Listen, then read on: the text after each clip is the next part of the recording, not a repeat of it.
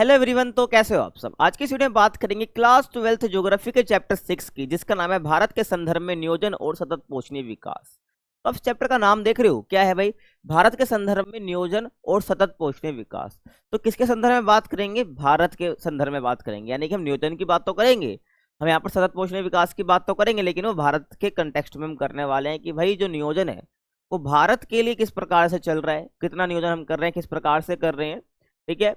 और ये इंडिया के कंटेक्स्ट में हम करने वाले हैं, और सतत पोषणीय विकास की बात भी हम जो करेंगे वो भारत के ही पर्सपेक्टिव में, संदर्भ में करने वाले हैं। समझ आया? तो क्या आपको इन दोनों वर्ड का मतलब पता है, नियोजन और सतत पोषणीय विकास? ठीक है भाई, छोटी क्लासेस से आप पढ़ते आ रहे हो इनके बारे में। देखो, अगर मैं नियोजन की बात करता हूँ, नियोजन का मतलब होता है प्लानिंग।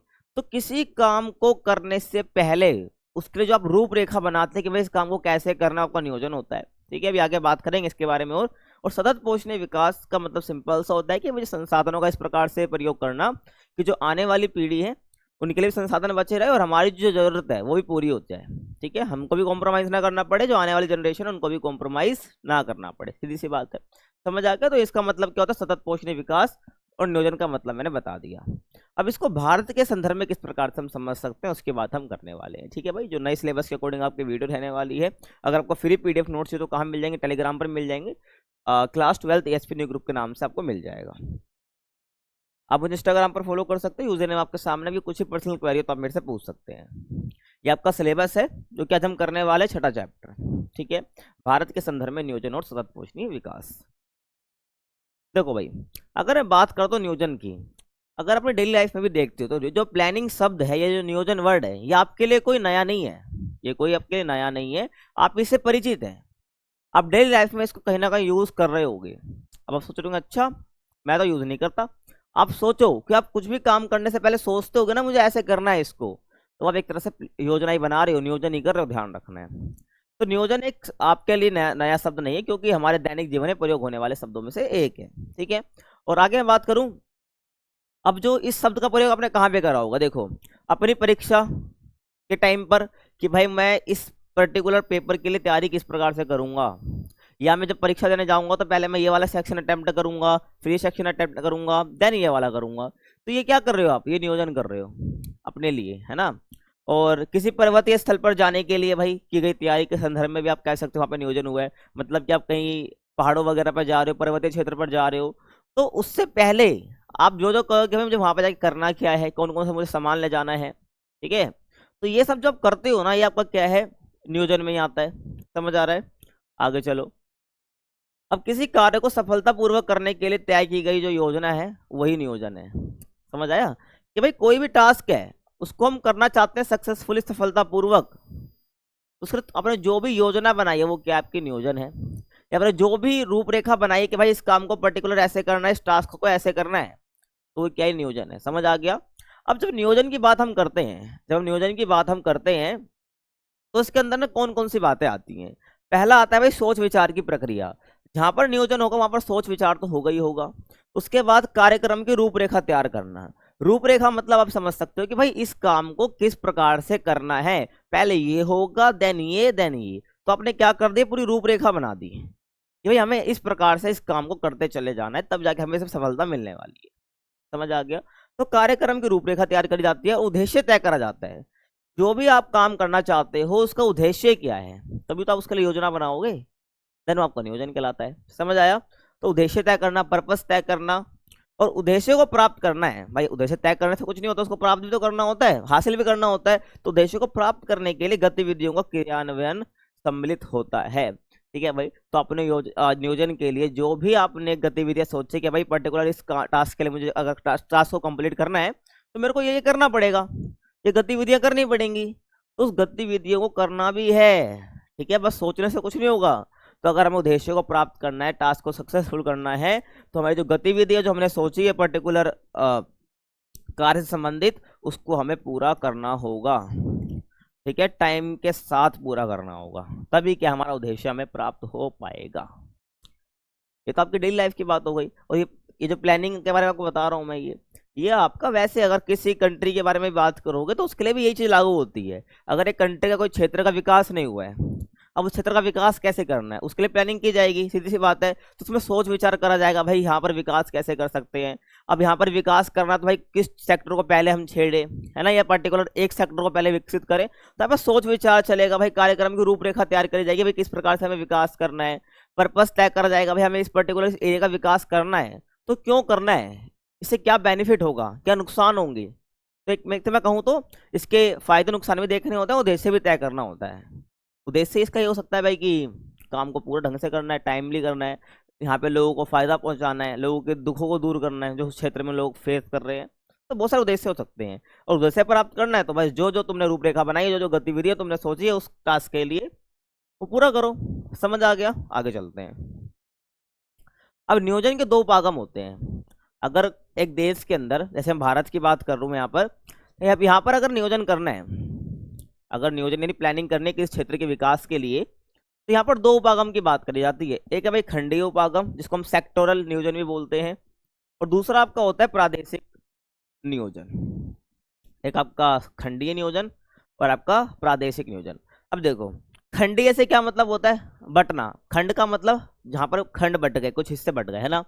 तो खंडीय नियोजन का मतलब नाम से समझ आ जाएगा आपको, जब हम क्या करें नियोजन को खंड में बांट बांट कर करें वो आपका खंडीय नियोजन हो जाता है। अब खंड में बांट बांट कर मतलब कि, तो एक क्षेत्र का अगर आपको विकास करना तो बहुत सारे पर्टिकुलर आप कह सकते हो सेक्टर होते हैं, या पर्टिकुलर कोई एरिया आप ले रहे हो तो उसके अंदर बहुत सारी चीजें होती हैं। जब जाके अगर आप उसको पूरा करोगे तब जाके उसका विकास होगा, सीधी सी बात है। जैसे एक सेक्टर में कृषि हो जाएगा, है आपका, बाकी आप पशुपालन, सिंचाई, परिवहन, उद्योग वगैरह हो जाएंगे। तो ये आपके बहुत सारे सेक्टर हो जाएंगे, है ना। तो अब पहले ये खंडीय नियोजन के अंदर ये देखा जाता है कि भाई किस सेक्टर को ज्यादा जरूरत है विकास की, तो पर्टिकुलर उस सेक्टर को पकड़ ले जाता है उस क्षेत्र में, है ना। लेकिन प्रादेशिक नियोजन में क्या होता है कि प्रादेशिक असंतुलन को कम करने के लिए बनाई जाने वाली योजना। देखो अगर तुम ये मान लो कि दो राज्य हैं, या दो राज्य हैं, एक तो ज्यादा डेवलप है, उसका विकास हो रखा है, दूसरे का नहीं हो रखा है, तो यहाँ पर क्या फैल गया, प्रादेशिक असंतुलन फैल गया है। क्या फैल गया भाई, प्रादेशिक असंतुलन फैल गया है। तो उस असंतुलन को कम करने के लिए जो योजना बनाई जाती है वो प्रादेशिक नियोजन के तहत ही बनाई जाती है, आपको पता होना चाहिए, ठीक है। यानी कि मैं कहूँ एक जगह भी है, एक राज्य भी है, तो उसके अंदर ही मान लो कुछ डिस्ट्रिक्ट्स भाई डेवलप नहीं है, कुछ डिस्ट्रिक्ट्स बहुत डेवलप है, जिले डेवलप्ड हैं। तो ऐसे में क्या होगा, दूसरे जो जिले हैं उनके लिए क्या बनाई जाएगी, प्रादेशिक नियोजन बनाया जाएगा, ठीक है। तो प्रादेशिक नियोजन में क्या होता है, कोई क्षेत्र बांटे नहीं जाते हैं, वहां पर कोई खंडन नहीं करा जाता है कि भाई इस पर्टिकुलर सेक्टर का मैं नियोजन विकास करना है, इस सेक्टर का करना नहीं, पूरे प्रदेश का यहाँ पर विकास करा जाता है, उसको हम प्रादेशिक नियोजन कहते हैं। ताकि जो प्रादेशिक संतुलन है, प्रादेशिक असंतुलन बता दिया मैंने कि भाई अलग अलग डिस्ट्रिक्ट या कोई राज्य है उनके बीच में असंतुलन फैला हुआ है इन टर्म्स ऑफ डेवलपमेंट या विकास, समझ आ रहा है। तो ऐसे एक खंडीय नियोजन बता चुका हूँ भाई, जहां पर विकास को अलग अलग खंडों में बांटकर करा जाता है, हर सेक्टर का अलग से विकास करा जाता है, जहां पर कृषि, ऊर्जा निर्माण, उद्योग, सिंचाई, परिवहन, संचार, विनिर्माण और सेवा का विकास, समझ आ रहा है। तो एक खंडीय नियोजन होता है। कई बार क्या होता है ना कि कोई पर्टिकुलर क्षेत्र में पीछे रह जाता है, कोई क्षेत्र पर्टिकुलर कोई सेक्टर में क्या होता है, कोई प्रदेश पीछे रह जाता है, तो उसी का विकास मेनली करा जाता है। आप सोचोगे अब हमें कैसे पता चलेगा भाई कि कृषि में वहां पर लैग, वो जो पर्टिकुलर क्षेत्र है वहां पर कमी आ रही है, कृषि का विकास है वहां पर, या ऊर्जा नहीं है वहां पर बिल्कुल भी, तो वहां पर भाई योजना बनाई जाएगी ना।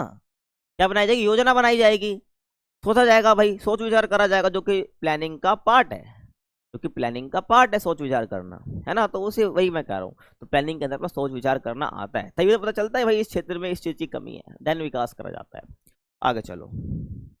अब आप सोच रहे हो यार ये जो योजना वगैरह लाई जाती है बहुत जगह, पर्टिकुलर किसी जगह के लिए कि भाई इस क्षेत्र का विकास करना है हमने को, है ये थोड़ा पिछड़ा रह गया है, तो यहाँ पर इस प्रकार के संसाधन है, इन संसाधनों का ऐसा यूज करना है कि यहाँ पर ये संसाधन नहीं है तो कहीं और से संसाधन लाने हैं ताकि इस क्षेत्र का विकास हो जाए। तो कौन सोचता होगा, देखो अगर मैं आज से आज 2025 चल रहा है, तो आज से अगर मैं 10 साल पहले पीछे चले जाऊं, ठीक है, तो उस टाइम पे एक नया वर्ड आपको देखने को मिलेगा, नीति आयोग। क्या, नीति आयोग आपको देखने को मिलेगा। अभी भी नीति आयोग एक्सिस्ट करता है, और 2015 से पहले 1 जनवरी, ठीक है, 1 जनवरी 2015 से पहले क्या होता था, आपका योजना आयोग होता था, जो कि भाई देश के अंदर प्लानिंग का काम करता था। किसी क्षेत्र के विकास की हमें बात करनी है तो वहां पर योजना आयोग काम करता था, जो कि 2015 से पहले एग्जिस्ट करता था, है ना। 2015 के बाद योजना आयोग की जगह कौन आ गया, आपका नीति आयोग आ चुका है। ध्यान रखना, इसको जो है 1 जनवरी 2015 को लागू करा गया है या बनाया गया है, ध्यान रखना। अब कह सकते हो योजना आयोग की जगह नीति आयोग ने ले ली है। इसका छोटा सा इसका आंसर है कि भाई योजना आयोग की जगह नीति आयोग को क्यों लाया गया है, ये अगर आप पोल साइंस पढ़ते हो तो हमें बता भी रखा है ना। तो देखो, अगर मैं बात करता हूँ योजना आयोग की, तो योजना आयोग से नीति आयोग इसलिए बन गया कि योजना आयोग के अंदर ना भाई राज्यों को विकास में शामिल होने का मौका नहीं मिलता था। अगर उनके राज्य की बात भी हो रही है तो वो राज्य तो वहां पर शामिल होते ही नहीं थे योजना आयोग के अंदर। अगर कोई क्षेत्र के विकास की पॉलिसी वगैरह बनानी है तो अब क्या हो गया भाई, इसी को कम करने के लिए भाई कि राज्य भी शामिल हो सके विकास के अंदर, तो नीति आयोग बनाया गया, जिसमें कि नीति आयोग के अंदर राज्य को भी क्या मिलता है, प्रतिनिधित्व मिलता है। समझ आ गया मैं क्या कहना चाह रहा हूँ। तो वही बात है, योजना आयोग पहले योजना बनाता था हर क्षेत्र के लिए जहाँ विकास करना है। आप सुनते होंगे ना भाई, पहले पंचवर्षीय योजना चलती थी, पहले पंचवर्षीय योजना चलती थी, तो पंचवर्षीय योजना भी कौन लागू करता था, योजना आयोग लागू करता था। समझ आ गया। और योजना आयोग के बाद नीति आयोग आया। देखो, अब आज के टाइम पे तो कोई पंचवर्षीय योजना नहीं बनती है, ठीक है। आज के टाइम पे सिर्फ जो लीडर्स होते हैं उनके सिर्फ वादे चलते हैं और उसको भी वो फुलफिल नहीं करता, आपको पता है ना। तो भाई पहले पंचवर्षीय योजना में 5 साल के लिए हमें किस प्रकार से क्या क्या गतिविधियां करनी है ये तय कर लिया जाता था, किस प्रकार संसाधनों का यूज करना है, ठीक है, ये परियोजना लागू करनी है तय कर लिया जाता था। लेकिन आज के टाइम पे कोई पंचवर्षीय योजना नहीं है। तो आप मुझे कमेंट में बताओगे अभी तक कितनी पंचवर्षीय योजना लागू करी गई है। हाँ, और पहली पंचवर्षीय योजना के बारे में आप बताओगे भाई कि पहली पंचवर्षीय योजना का उद्देश्य क्या था, दूसरी का क्या था, बस इतना बताओगे। और टोटल कितनी पंचवर्षीय योजना अभी तक लागू हो चुकी हैं। अगर उनका कार्यकाल बता सकते हो तो वेल एंड गुड है, ठीक है भाई, आपकी इच्छा है। समझ आया। तो योजना आयोग की जगह क्या है, नीति आयोग है, बता चुका हूँ। और आगे ये आपके बॉक्स में बता रखा है आपको, ठीक है भाई। स्वतंत्रता के बाद भारत में केंद्रीकृत योजना, है ना। केंद्रीकृत का मतलब क्या होता है, पूरे देश के लिए योजना बनाना, तो लागू करना। और केंद्रीकृत का मतलब यही हो गया कि भाई केंद्र पर्सपेक्टिव से क्या बन रही है, सेंट्रलाइज्ड पर्सपेक्टिव से क्या बन रही है, योजना बन रही है, वहां पे राज्यों का योगदान बिल्कुल लगभग 0 के बराबर है ना। तो केंद्रीकृत योजनाओं को अपनाया गया, लेकिन धीरे धीरे विकेंद्रीकृत बहुस्तरीय योजनाओं की और कदम बढ़ाए गए। विकेंद्रित का मतलब होता है जहां पर भाई पर्टिकुलर राज्य के विकास की बात भी करी जा रही है, ठीक है, राज्य के भाई राज्य की ओर भी कदम बढ़ाया जा रहा है। तो ऐसे में केंद्र, राज्य और जिला स्तर पर योजनाओं को तैयार करने की जिम्मेदारी योजना आयोग की थी। सही बात है। आप देखो ना, अगर आप केंद्रीकृत योजना चला रहे हैं पूरे देश को लाभ होगा, लेकिन आप पर्टिकुलर क्षेत्र तक हम कदम बढ़ा रहे हैं, तो ऐसे में वहाँ पे राज्य की बात भी आएगी, वहाँ पे डिस्ट्रिक्ट की बात भी आएगी, जिले की बात भी आएगी। तो अब उस स्तर पर योजना बनानी है तो वहाँ पे जिले को भी इंक्लूड करना चाहिए भाई, राज्यों को भी इंक्लूड करना चाहिए। मैं नहीं कि तुम सेंट्रलाइज अधिकारियों को इंक्लूड करके योजना तुमने बना दी, तो कैसे भाई इस योजना को इम्प्लीमेंट करना है तो मैं वहाँ के जो लोग हैं उनसे पूछना पड़ेगा ना भाई दिक्कत क्या है, तभी तक विकास वाली योजना बन पाएगी, है ना। तो यहाँ पर योजना आयोग की जिम्मेदारी थी भाई कि योजना तैयार करे, राज्य स्तर पर, जिला स्तर पर, जो भी है।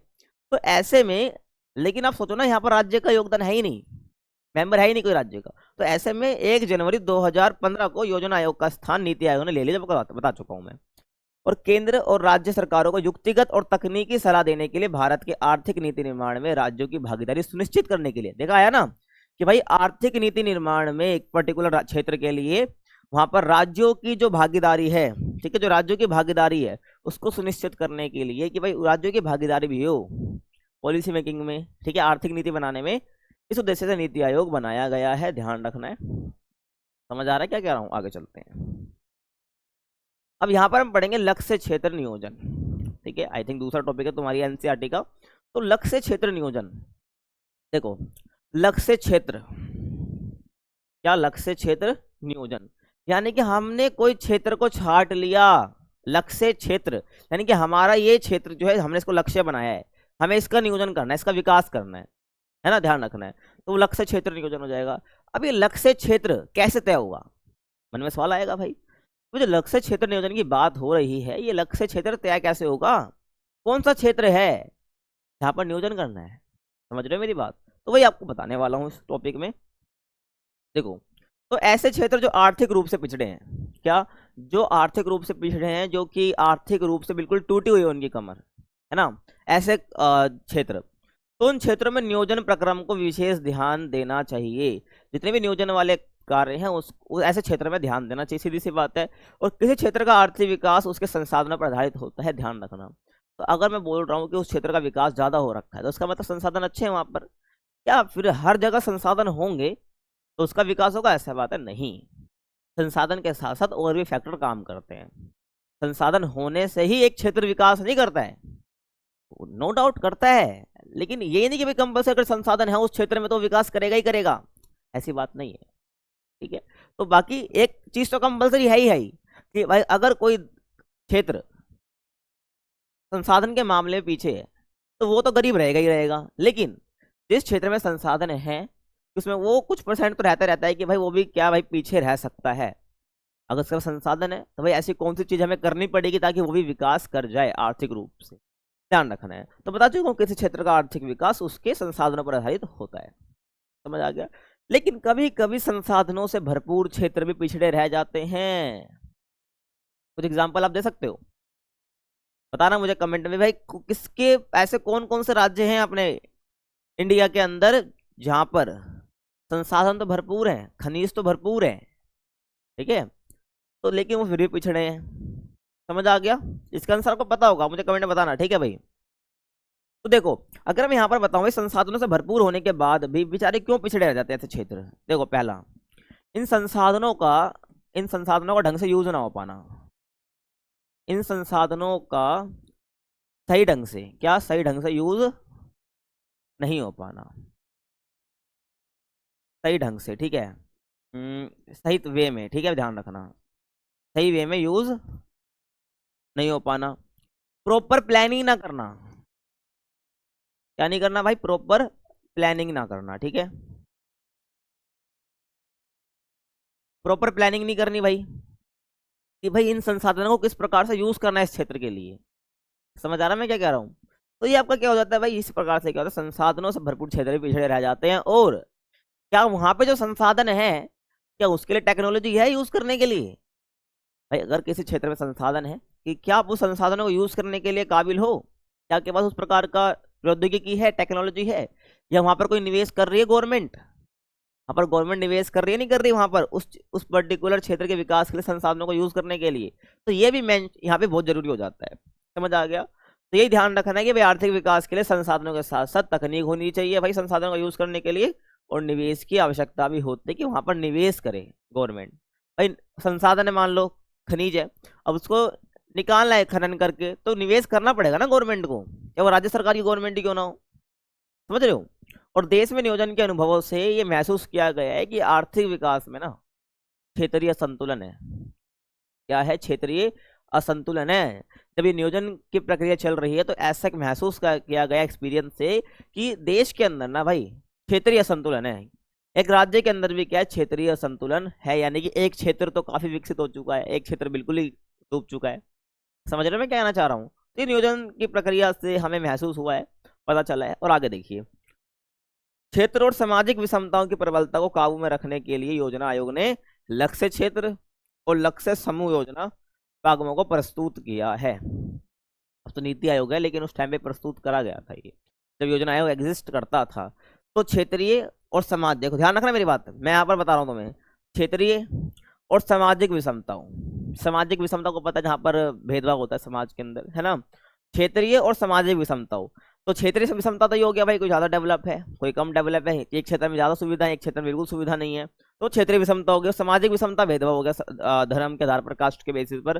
तो इसकी प्रबलता को काबू में रखने के लिए जो ये विषमता बढ़ रही है, ये विषमता जो बढ़ रही है, इसको काबू में करने के लिए, इसको नैरो डाउन करने के लिए, कम करने के लिए योजना आयोग ने क्या करा है? लक्ष्य क्षेत्र, ठीक है, और लक्ष्य समूह, ये दो उपागम को क्या करा है? लागू करा है योजना आयोग ने। लक्ष्य क्षेत्र तो हो गया भाई पर्टिकुलर क्षेत्र को पकड़ ले जहां पर क्षेत्रीय विषमता है, और लक्ष्य समूह ये हो गया भाई पर्टिकुलर इस समूह को ज्यादा जरूरत है विकास की या जरूरत की, तो वहां पर उस समूह को टारगेट करा जाता है।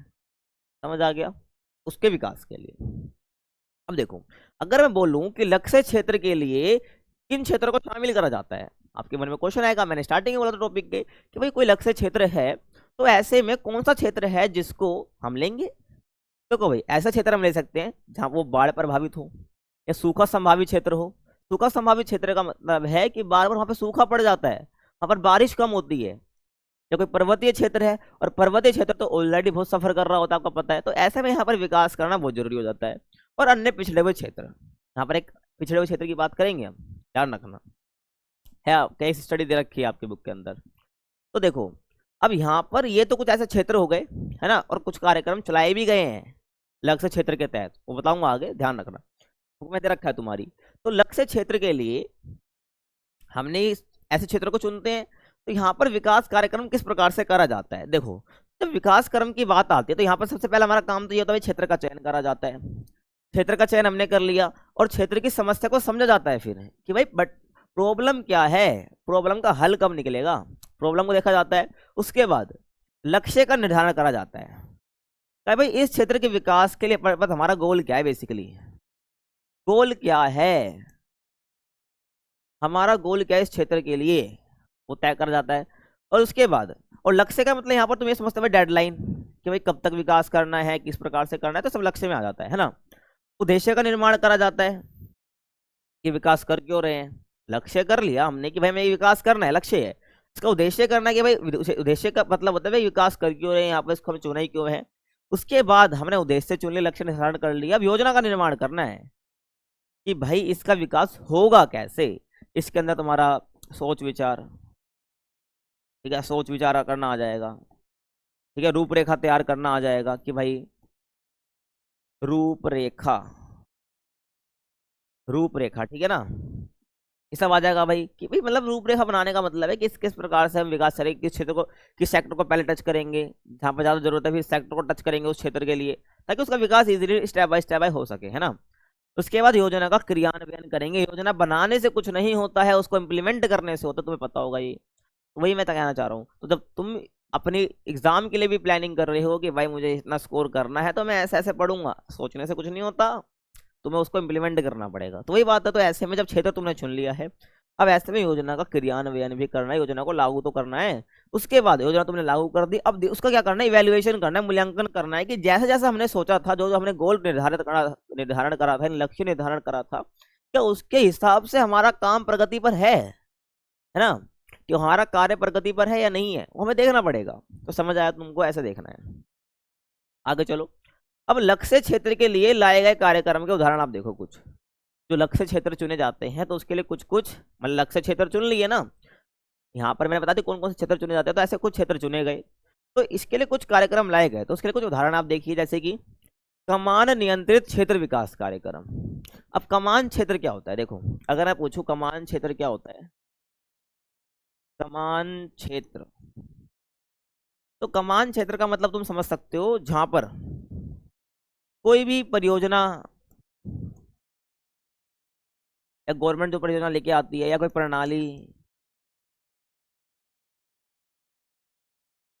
कोई प्रणाली के तहत क्या है, उसको सिंचाई करवाई जाती है। क्या कराई जाती है भाई, सिंचाई कराई जाती है या पानी पहुंचाया जाता है,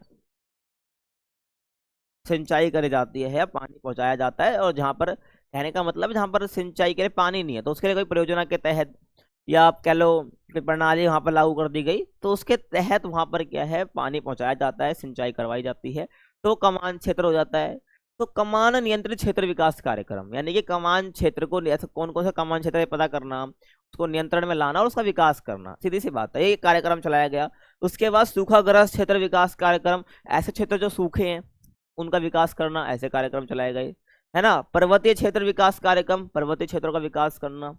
अब आगे बताऊंगा पर्वतीय क्षेत्र विकास कार्यक्रम के बारे में, बता रखा आपकी बुक में भाई कितने क्षेत्र चुने गए कि भाई पर्वत की ऊंचाई कितनी होनी चाहिए, उसको हमने चुना। उसके बाद लघु कृषक विकास संस्था, ठीक है, ये चलाया गया, जिसको हम SFDA भी बोलते हैं। उसके बाद सीमांत किसान विकास संस्था, जिसको हम MFDA बोलते हैं। और 8वीं पंचवर्षीय योजना में क्या करा गया भाई, पर्वतीय क्षेत्रों और उत्तर पूर्वी राज्यों, उत्तर पूर्वी राज्य आपका असम, अरुणाचल प्रदेश, मेघालय सब आ जाते हैं ना। यहाँ पर उत्तर पूर्वी राज्यों, जनजाति और पिछड़े क्षेत्रों को विकसित करने के लिए योजना बनाई गई थी 8वीं पंचवर्षीय योजना में। अब यहाँ पर कुछ कुछ बातें देखो, जैसे कि यहाँ पर मैंने बताया लघु कृषक, पर्वतीय क्षेत्र में तो कुछ आपको बताना नहीं, बता चुका हूँ। ठीक है, यहाँ पर अब आया लघु कृषक और एक आगे आपका सीमांत किसान। दोनों में बहुत माइनर डिफरेंस है। देखो, अगर मैं सीमांत किसान की बात करता हूँ, सीमांत किसान की अगर बात करूँ ना, तो जिसके पास लगभग 1 हेक्टेयर की भूमि हो, कितनी, 1 हेक्टर, 1 हेक्टेयर भूमि हो, और आई थिंक मेरे हिसाब से लगभग ये 2.5 एकड़ के आसपास होती है, ठीक है, 2.5 एकड़ के जमीन उसके पास हो, तो वो सीमांत किसानी कैटेगरी में आता है, जो कि खेती करने के लिए मुश्किल होती है, तो या इसको किराए पर दे देता है या खुद काम करता है, ठीक है, ध्यान रखना, किसी और जमीन पर बटाईदार के रूप में, या कह लो किराए की जमीन पर, या इसको किराए पे दे देता है इस जमीन को, है ना। तो ये हो गया। और ऐसे लघु कृषक की बात कर लो तो सीमांत किसान हो गया। और लघु कृषक में क्या होता है कि आप ये मान लो जिसके पास 1 हेक्टर से 2 हेक्टर तक की जमीन है, 1 हेक्टर से अधिक है और 2 हेक्टर से नीचे है, यानी 1 से 2 हेक्टर के बीच के बाद जमीन है, वो लघु किसान में आता है।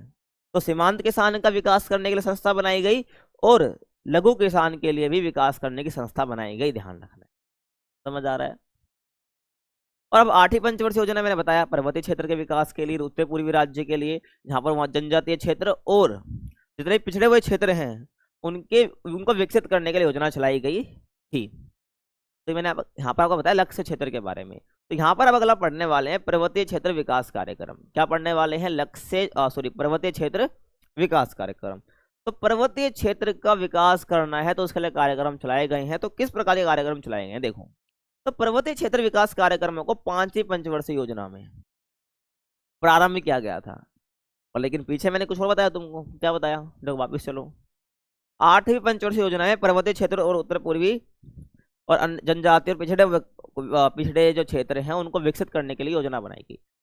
आरंभ करा गया था 5वीं में, लेकिन एक्चुअली में इंप्लीमेंट 8वीं के आसपास ही करा गया है, ठीक है, ध्यान रख रहा हूँ। तो पर्वतीय क्षेत्र विकास कार्यक्रमों को 5वीं पंचवर्षीय योजना में प्रारंभ कर दिया गया था। और इसके अंतर्गत क्या था भाई? उत्तर प्रदेश के सारे पर्वतीय जिले, जैसे कि वर्तमान में जो उत्तराखंड है, आपको पता होगा उत्तर प्रदेश से आपका उत्तराखंड बना है। पहले जो आपका उत्तराखंड है वो पहले उत्तर प्रदेश था ही पहले, ठीक है ना, लेकिन वो अलग हो चुकी हैं। तो उत्तर प्रदेश के सारे पर्वतीय जिले जो कि आज उत्तराखंड के हिस्से हैं, ध्यान रखना है। मैं कहूँ तो वर्तमान उत्तराखंड की बात कर लो तो उत्तराखंड के जितने भी पर्वत वाले जिले हैं, ठीक है, ध्यान रखना है। मिकिर पहाड़ी, असम की उत्तरी कछार की पहाड़ियां, पश्चिम बंगाल का दार्जिलिंग जिला और तमिलनाडु के नीलगिरी, तो कोई इलायची की पहाड़ियां भी कहा जाता है ना, आदि को मिलाकर कुल 15 जिले शामिल हैं जो कि पर्वतीय क्षेत्र में आए हैं, जो कि पर्वतीय क्षेत्र में शामिल हैं, ठीक है, समझ आ गया। तो इनके विकास के लिए यहाँ पर बात करी गई है। क्या मैं कहूँ तो इनके विकास का कार्यक्रम चलाया गया है। तो 1981 में पिछड़े क्षेत्रों पर, क्या बोला मैंने, 1981 में पिछड़े क्षेत्रों पर राष्ट्रीय समिति ने, जो नेशनल लेवल पर बनाई गई थी, उन्होंने क्या है उन सभी पर्वतीय क्षेत्रों को पिछड़े पर्वतीय क्षेत्रों में, पर्वतीय क्षेत्र तो बहुत है, अगर हमें पिछड़े वाले पकड़ने हैं तो पिछड़े पर्वतीय क्षेत्रों में शामिल करने की सिफारिश की, जिनकी ऊंचाई 600 मीटर से अधिक है और जिनमें जनजातीय उपयोजना लागू नहीं है। देखो बहुत सारे पर्वतीय क्षेत्रों में जनजातीय योजना लागू की गई है। जनजातीय उपयोजना का मतलब है जहां पर पर्टिकुलर जनजातियों के लिए भी योजना लाई गई है, तो पिछड़े हैं वो, लक्ष्य समूह हो जाएंगे वो, है ना। तो ऐसे में यहाँ पर राष्ट्रीय समिति ने उन सभी पर्वतीय क्षेत्र को पिछड़े पर्वतीय क्षेत्रों में शामिल करने की सिफारिश करी जिनकी ऊंचाई 600 मीटर से अधिक है। कितनी? 600 मीटर। ये सब एमसीक्यू वगैरह के लिए बहुत इंपॉर्टेंट होता है, बस ध्यान रख लेना। तो मैं बता रहा हूँ, मैं फिर मत बोलना कि भैया पेपर में छूट गया क्वेश्चन, आइए बता रहा हूँ, आगे चलो। अब पिछड़े क्षेत्रों के विकास के लिए बनी जो राष्ट्रीय समिति है, इसने निम्नलिखित बातों को ध्यान में रखकर पहाड़ी क्षेत्रों के विकास कार्यक्रम के सुझाव दिए, यानी सजेशंस दिए। तो यहाँ पर राष्ट्रीय समिति ने भाई को सुझाव दिए कि इस प्रकार से जो विकास करा जा सकता है। देखो तो यहाँ पर बोला भाई सभी ऐसा विकास कार्यक्रम हमको लाना है ऐसे क्षेत्रों के लिए जहां पर सभी लोग लाभान्वित हो, यानी हर एक पर्सन क्या हो वहां पर उसको बेनिफिट मिले, ना कि कोई प्रभावशाली व्यक्ति को मिले। एक्चुअली होता यही है ना कि कोई योजना आती है जो उस क्षेत्र का प्रभावशाली व्यक्ति होता है उसको फायदा मिल जाता है, लेकिन ऐसा नहीं करना है। सभी लोग लाभान्वित हो, केवल प्रभावशाली व्यक्ति पावरफुल पर्सन कोई ना हो, ठीक है। स्थानीय संसाधनों और प्रतिभा का विकास हो, जितने भी स्थानीय संसाधन है भाई उनको ढंग से यूज करना है। जो टैलेंट है क्षेत्रीय स्तर पर उनको आगे लेके आना है, ठीक है, तभी तो विकास हो पाएगा। तुमने सुना होगा गांधी जी ने एक बात करी है कि अगर हमें विकास करना है ना तो हमें गांव से स्टार्ट करना पड़ेगा, सबसे नीचे से स्टार्ट करना पड़ेगा। जब हमारा क्षेत्र नीचे का गांव विकास करेगा तो ऑटोमेटिकली आगे के क्षेत्र विकास कर जाएंगे, ध्यान रखना। तो स्थानीय संसाधन और प्रतिभाओं का विकास करना है, ऐसा में विकास कार्यक्रम लागू करना चाहिए, कुछ सुझाव दिए गए थे राष्ट्रीय समिति ने। और अर्थव्यवस्था को निवेश उन्मुखी बनाना है, ठीक है भाई, ऐसी अर्थव्यवस्था बनानी जहाँ पे निवेश किया जा सके, है ना। तो निवेश उन्मुखी बनाना है और अंतः प्रादेशिक व्यापार में पिछड़े क्षेत्रों का शोषण ना हो, ठीक है। जो अपने अंतः प्रादेशिक व्यापार है, मतलब जो एक प्रदेश के अंदर ही व्यापार हो रहा है, ठीक है, तो वहां पर जितने पिछड़े क्षेत्र हैं उनका शोषण ना हो बस, ठीक है ना। क्या होता है, कितने पिछड़े क्षेत्र हैं उनको ही व्यापार के लिए यूज कर लिया जाता है, या उनको व्यापार के लिए आगे बढ़ने नहीं दिया जाता है ऐसे क्षेत्रों को, तो उनका शोषण ना हो। और पिछड़े क्षेत्रों की बाजार व्यवस्था में सुधार करके श्रमिकों को लाभ पहुंचाना है। और जितने पिछड़े क्षेत्र हैं, ठीक है ना, बताया ना राष्ट्रीय समिति ने, जिनकी ऊंचाई पर्वत क्षेत्रों की 600 मीटर से अधिक है, जितने पिछड़े क्षेत्रों को शामिल करो भाई। वही बात है, जितने पिछड़े क्षेत्र हैं उनकी जो बाजार व्यवस्था, जहाँ पर मार्केट, जहाँ पर जो उस पर्टिकुलर पर्वतीय क्षेत्र में एक किसान काम कर रहा है, ठीक है। पशुपालन तो खैर घटता जाएगा धीरे धीरे, आगे बताऊंगा आपको। लेकिन कृषि, जैसे कृषि को बढ़ाना है, उत्पादन करेगा बंदा, वो मार्केट में बेचेगा, बाजार में बेचेगा, तो वही बोला गया भाई पिछड़े क्षेत्रों की बाजार व्यवस्था में सुधार करके श्रमिकों को लाभ पहुंचाना है। समझ आया। और आगे देखिए, और पारिस्थितिकी संतुलन बनाए रखना है। पारिस्थितिकी संतुलन क्या होता है भाई, जहाँ पर जो जीव हैं वो पर्यावरण के साथ संतुलित रूप से क्या कर सके, आप रह सके, क्या कह लो कि संतुलित रूप से वो क्रिया कर रहे हैं। क्योंकि हमारा जो जीव है वो पर्यावरण पर डिपेंडेंट है ना, सीधी सी बात है। तो आपस में सामंजस्य संतुलित बना रहे, कोई एक पे हावी ना हो जाए, कोई पर्टिकुलर एक चीज दूसरे पे हावी ना हो जाए। अगर वो हावी हो जाती है तो इससे पारिस्थितिकी संतुलन बिगड़ता है, ध्यान रखना। तो बस ध्यान रखना, पारिस्थितिकी संतुलन का मतलब ये होता है जीवित और निर्जीव के बीच में क्या होना, एक तरह से संबंध होना, रिलेशन होना, है ना।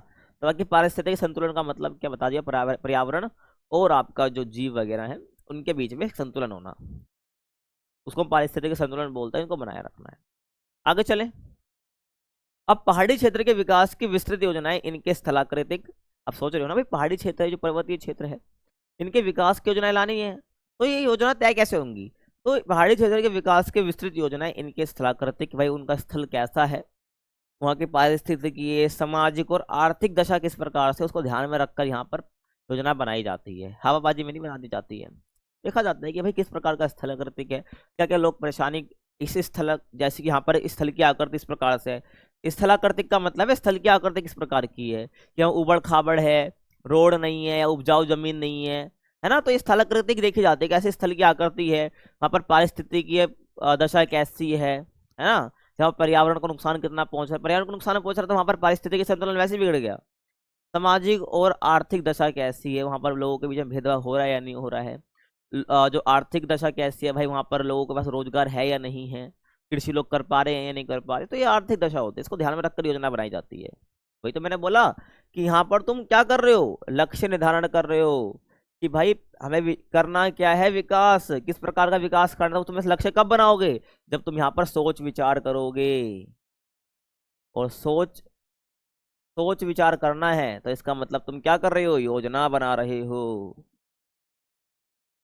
और योजना बना रहे हो तो क्या कर रहे हो, तुम इन सब बातों का ध्यान रख रहे हो। समझ आ गया। आगे चलो, आगे नहीं, यहाँ पे भी रह रहा है, ठीक है। और ये कार्यक्रम जो है पहाड़ी क्षेत्रों में बागवानी का विकास, तो ये कार्यक्रम लाया गया है पहाड़ी क्षेत्रों का विकास कार्यक्रम, या पर्वतीय क्षेत्रों का विकास कार्यक्रम। तो ये बागवानी का विकास यहाँ पर करने के लिए रोपण कृषि, पशुपालन, मुर्गी पालन, वानिकी, लघु तथा ग्रामीण उद्योग को क्या करना भाई, विकास करने के लिए स्थानीय संसाधनों को उपयोग में लाने के उद्देश्य से बनाए गए हैं। इतने पर्वतीय क्षेत्र विकास कार्यक्रम है, पहाड़ी क्षेत्र विकास कार्यक्रम है, इनको लाया क्यों गया है, क्यों इम्प्लीमेंट करा गया, ताकि ये सब यहाँ पर हो सके, इन सब का विकास यहाँ पर हो सके। समझ आ गया तुम्हें। तुम्हें कोई भी डाउट रहता है ना भाई, वीडियो को थोड़ा पॉज करके पीछे देखो, या अभी कमेंट में डाल दो, ठीक है, टाइम मिले तो तुरंत रिप्लाई करेंगे, या मेरे से इंस्टाग्राम पर तुम पूछ सकते हो, कोई भी डाउट है। आगे मैं बात करूं सूखा संभावित क्षेत्र विकास कार्यक्रम। अगला टॉपिक क्या है, सूखा संभावित क्षेत्र विकास कार्यक्रम। तो सूखा संभावित क्षेत्र का मतलब क्या होता है, बता चुका हूँ पीछे। वैसे सूखा संभावित क्षेत्र वो कि जहाँ पर बार बार सूखा पड़ता है, क्या पड़ रहा है, सूखा पड़ रहा है, वहां पर वहां पर बारिश कम हो रही है ना, यानी लोगों के पास सिंचाई वगैरह के लिए, कृषि वगैरह के लिए पानी नहीं है। तो ये ऐसे क्षेत्र में विकास करना है, ऐसे क्षेत्र में अलग अलग योजनाएं लानी है, परियोजनाएं बनानी, ताकि सूखा संभावित जो क्षेत्र है, जहाँ पर जो सूखाग्रस्त एरिया है, वहां पर पानी की बचत की जा सके और सही तरीके से जो लोगों की नीड है उसको फुलफिल भी किया जा सके। समझ आ रहा है? देखिए, तो इस कार्यक्रम की शुरुआत जो है ना चौथी पंचवर्षीय योजना में हुई थी। कब हुई थी? चौथी पंचवर्षीय योजना में हुई। और इसका उद्देश्य सूखा समावेश क्षेत्रों में लोगों को रोजगार उपलब्ध करवाना, सूखे के प्रभाव को कम करने के लिए उत्पादन के साधनों को विकसित करना था। तो मैंने क्या बोला भाई कि यहाँ पर जो कार्यक्रम है इसकी चौथी पंचवर्षीय यानी फोर्थ ईयर, जो जब कल 4 वाला प्लान था ना, देखो फर्स्ट पंचवर्षीय योजना, सेकंड, थर्ड, तो फोर्थ वाली जो थी, तो बेसिकली क्या था, जो कितना भी सूखा समावित क्षेत्र है वहाँ को लोगों को रोजगार देना, कृषि के अलावा, है ना, क्योंकि कृषि तो वहाँ पे सूखा क्षेत्र है तो कृषि वैसे ही कम है, तो लोगों को अल्टरनेट जो काम है सेक्टर उसमें रोजगार के लिए प्रिपेयर करवाना, और सूखे के प्रभाव को कम करने के लिए उत्पादन के साधनों को विकसित करना। और सूखे का प्रभाव कम होगा कैसे? तो उसके लिए बहुत सारी योजनाएं बनाई जाती हैं, ध्यान आपको रखना है। और पांचवी पंचवर्षीय योजना में इसके कार्य क्षेत्र को और विस्तृत करा गया। समझ आया? तो चौथे में लाई गई और पांचवे में इसको और ज्यादा एक्सपेंड कर दिया, इस योजना को और ज्यादा क्षेत्रों तक बढ़ा दिया। समझ आ गया? पहले कार्य क्षेत्र कुछ कम जगह तक होगा, अब पांचवी में इसको और क्षेत्र तक बढ़ा दिया गया। समझ आ रहा है? ध्यान रखना है। और शुरू में सिविल निर्माण कार्य पर बल दिया गया, जिनमें अधिक श्रमिकों की आवश्यकता होती थी। सिविल निर्माण कार्य वो हो गया भाई जहाँ पे इमारत वगैरह बनानी होती है, ठीक है, कुछ खुदाई वगैरह का काम हो गया, तो जितने भी सिविल निर्माण का काम हो गया उन कार्य पर बल दिया गया शुरू में, इस चौथी पंचवर्षीय योजनाओं के तहत जो योजना बनाई गई है ना, और जिसमें अधिक श्रमिकों की आवश्यकता होती थी जिससे उनको रोजगार मिले। परंतु बाद में इसमें सिंचाई परियोजनाओं को लागू करा गया, ठीक है, जब इस सूखा समावेश क्षेत्र का विकास करने के लिए, ताकि लोगों को रोजगार वगैरह मिल सके। तो पहले तो भाई सिविल निर्माण कार्य लागू करे गए ताकि वहां पर उनको रोजगार मिल जाए, लेकिन बाद में सिंचाई परियोजना लागू करने लग गए। उसके बाद भूमि विकास कार्यक्रम आया, वनीकरण है जहाँ पर पेड़ पौधे लगाने हैं, और चरागाह का विकास करा गया ताकि पशुपालन आसानी से हो जाए। और आधारभूत ग्रामीण अवसंरचना, आधारभूत ग्रामीण अवसंरचना का मतलब है कि जो बेसिक जो जरूरी इंफ्रास्ट्रक्चर है उस क्षेत्र में वो लागू बनाना। समझ आ गया? जैसे विद्युत होगी, सड़क हो गई, भाई सबके लिए जरूरी है ये, बाजार होना, ऋण सुविधाएं होना, मतलब कि भाई किसान को लोन चाहिए, किसी पर्सन को लोन चाहिए तो उसको इजीली मिल जाए, अच्छे ब्याज पर, अच्छे इंटरेस्ट पर, है ना, और मतलब कम इंटरेस्ट पर, कहने का मतलब ये है। और सेवाओं पर जोर देना, बाकी जो सर्विस होती है। समझ आ रहा है मैं क्या कहना चाह रहा हूँ? ध्यान रखना है। अब आगे देखो। और जब पिछड़े क्षेत्रों के विकास की राष्ट्रीय समिति के द्वारा इस कार्यक्रम के क्रियान्वयन की समीक्षा की गई, तो ये पाया गया कि ये कार्यक्रम मुख्यतः कृषि और इससे संबंधित सेक्टरों का तक ही विकास, मतलब विकास तक ही सीमित है। तो जब ये पिछड़े क्षेत्रों के विकास का मूल्यांकन करा गया भाई कि राष्ट्रीय समिति के द्वारा कि भाई कितना विकास हुआ है, तो देखा गया भाई जितना विकास कार्यक्रम में लाया गया है ना, कि कृषि और जो इससे संबंधित सेक्टर है जो पर्टिकुलर एग्रीकल्चर से रिलेटेड है वहीं तक ही सीमित है, बाकी सेक्टर का तो कुछ लेना देना ही नहीं है इससे, ये देखा गया है ना। और तो इसलिए क्या हुआ, जनसंख्या वृद्धि के कारण लोग कृषि के लिए एक सीमांत भूमि का उपयोग करने के लिए बाध्य हैं। अब तुम खुद बताओ, जनसंख्या वृद्धि इतनी तेजी से हो रही है, जो विकास हुआ है वो कृषि तक सिमट चुका है, और जनसंख्या वृद्धि हो रही है, तो ऐसा जनसंख्या वृद्धि के कारण क्या हो रहा है, जमीन तो वैसे ही कम है और जनसंख्या भाई तेजी से बढ़ रही है, तो इस वजह से क्या होगा, जो किसान है ना वो कृषि करने के लिए सीमांत भूमि, जो सीमांत किसान है, यानी कि लगभग आपका मान लो 1 हेक्टेयर की भूमि लगभग है ना, तो उस पर वो खेती करने के लिए बाध्य है, जहां से उसकी प्रोडक्शन बिल्कुल ना के बराबर होगी, है ना, जिससे पारिस्थितिक निम्नीकरण भी हो रहा है, यानी जमीनी गुणवत्ता और घट रही है, उसको बोलते हैं पारिस्थितिक निम्नीकरण होना। और सूखा समावित क्षेत्रों में वैकल्पिक रोजगार अवसर पैदा करने की आवश्यकता है। और देखा गया कि भाई जो सूखा समावित क्षेत्र हैं, बता चुका हूँ, जहाँ पे बारिश नहीं होती है, सिंचाई के लिए पानी वगैरह वहां पर नहीं है, तो ऐसे क्षेत्र में वैकल्पिक रोजगार की क्या भाई आवश्यकता महसूस होती है, ताकि जो जनसंख्या वृद्धि हो रही है इनको रोजगार मिल सके। समझ आ गया मैं क्या कहना चाह रहा हूँ? ध्यान तो में रखना है। और यहाँ पर इस सूखा समावित क्षेत्र के विकास के लिए अन्य रणनीति, अन्य प्लानिंग भी करी जाती है, जैसे कि जो तुमने जल संसाधन वाले चैप्टर में पढ़ा, जल संभर के बारे में, वो यहाँ पर लागू करा गया कि भाई जल संभर विकास कार्यक्रम को अपनाना। जल संभर विकास का काम ये होता है कि भाई जो भौम जल तुम्हारा है, ठीक है, जो भौम जल है और जो धरातलीय जल है, जो धरातलीय जल है उसको दक्ष रूप से क्या करना, यूज करना, यानी कि अच्छे से उसको प्रयोग करना। तो ये आपका जल संभर विकास हो जाता है। तो इस कार्यक्रम को अपनाया गया है, यहाँ पर ध्यान तुम्हें रखना है। आगे चलें, देखो, और सूखा संभावित क्षेत्र के विकास की रणनीति में जल, मिट्टी, पौधे, मानव, पशु, जनसंख्या के बीच पारिस्थितिक संतुलन बनाना और पुनर्स्थापन पर मुख्य रूप से ध्यान दिया गया। देखो, अगर सूखा संभावित क्षेत्र का विकास करना तो यहाँ पर है, देखो, जल के लिए सीधी सी बात है, सूखा दूर करना, जल तो चाहिए ना, और मिट्टी, पौधे, मानव, इन और जनसंख्या, पशु जनसंख्या के बीच में क्या करा गया, पारिस्थितिक संतुलन बनाने की कोशिश करी गई। क्यों? पारिस्थितिक संतुलन बिगड़ा हुआ है ना सूखा संभावित क्षेत्र में, तो इसको वापिस क्या करना है, पारिस्थितिक संतुलन बनाना है, और अगर बिगड़ गया तो उसको फिर से पुनर्स्थापन करना है। ठीक है, समझ आ गया? जल, मिट्टी, पौधे, ये सब क्या है भाई, जीवित और निर्जीव के बीच में क्या रिलेशन है, संबंध है, तभी तो पारिस्थितिक संतुलन बनेगा, ध्यान रखना है। और 1967 में योजना आयोग ने देश में 67 जिले, ध्यान सुनना मेरी बात, वही योजना आयोग तो 2015 में गायब हुआ है ना, उससे पहले तो था ही, ध्यान रखना है। 1967 में योजना आयोग ने देश में 67 जिलों की पहचान सूखा संभावित क्षेत्रों के रूप में करी। अब ये जिले क्या है भाई, या तो पूरे जिले ले लिए गए, समझ में क्या कह रहा हूँ, या तो ये पूरे के मान लो 67 जिले हैं, ये तो पूरे जिला सूखा संभावित क्षेत्र में है, या आंशिक रूप से, आंशिक रूप से का मतलब है कि उस जिले का कुछ हिस्सा सूखा है, सूखा संभावित क्षेत्र है। तो ऐसे 67 जिले जो कि पूर्ण या आंशिक रूप से इनकी पहचान करी गई, जो कि सूखा संभावित क्षेत्र के रूप में हैं। और भारत में सूखा संभावित क्षेत्र मेनली राजस्थान में आपको देखने को मिलेंगे, गुजरात में आपको देखने को मिलेंगे, पश्चिमी मध्य प्रदेश में, महाराष्ट्र में देखने को आपको मिल जाएगा।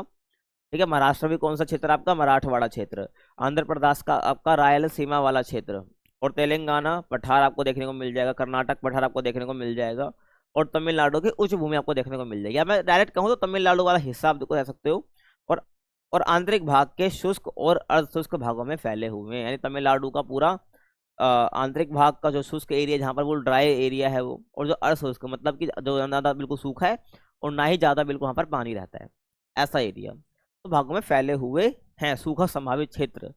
समझ रहे हो? तो अगर मैं इंडिया का मैप लूँ तो बिल्कुल, अगर मैं इस कोने पे चले जाऊँ, मान लो यहाँ से ही इंडिया का मैप पूरा यहाँ से है, तो यहाँ से मैं पकड़ूँ पूरा हिस्सा, और ये लगभग ये वाला एरिया है ना, पूरा ये वाला एरिया आपका क्या है, सूखा संभावित क्षेत्र में कैटेगराइज कर लिया गया है।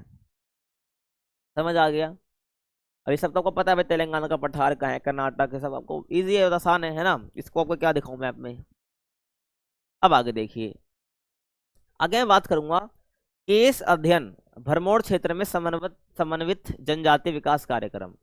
आपके बुक में केस स्टडी दे रखी, जहाँ से क्वेश्चन ही बन जाते हैं, बहुत इंपॉर्टेंट है, एमसीक्यू तो बनते हैं, लॉन्ग क्वेश्चन ही बन सकते हैं। एक केस अध्ययन दे रखा है, वो किस क्षेत्र के बारे में, भरमौर क्षेत्र के बारे में। किसके बारे में भाई? भरमौर क्षेत्र के बारे में, भरमौर क्षेत्र के बारे में दे रखा है। अब ये भरमौर क्षेत्र क्या है? ठीक है, इस भरमौर क्षेत्र में जो जनजाति है वो कौन सी जनजाति है, इसका विकास क्यों करना है, ठीक है, विकास कार्यक्रम किस प्रकार का चलाया गया है, तो वही बात करेंगे। तो भरमौर क्षेत्र में जो समन्वित जनजाति है उसका विकास कार्यक्रम क्या है ये, तो इसके बारे में चलते हैं भाई, पढ़ते हैं। देखो, ये मैप लगा रखा है भाई, क्या लगा रखा है हमने, जबकि एनसीईआरटी में ही दे रखा है। ठीक है, ये पूरा भरमौर जनजातीय क्षेत्र है। क्या है?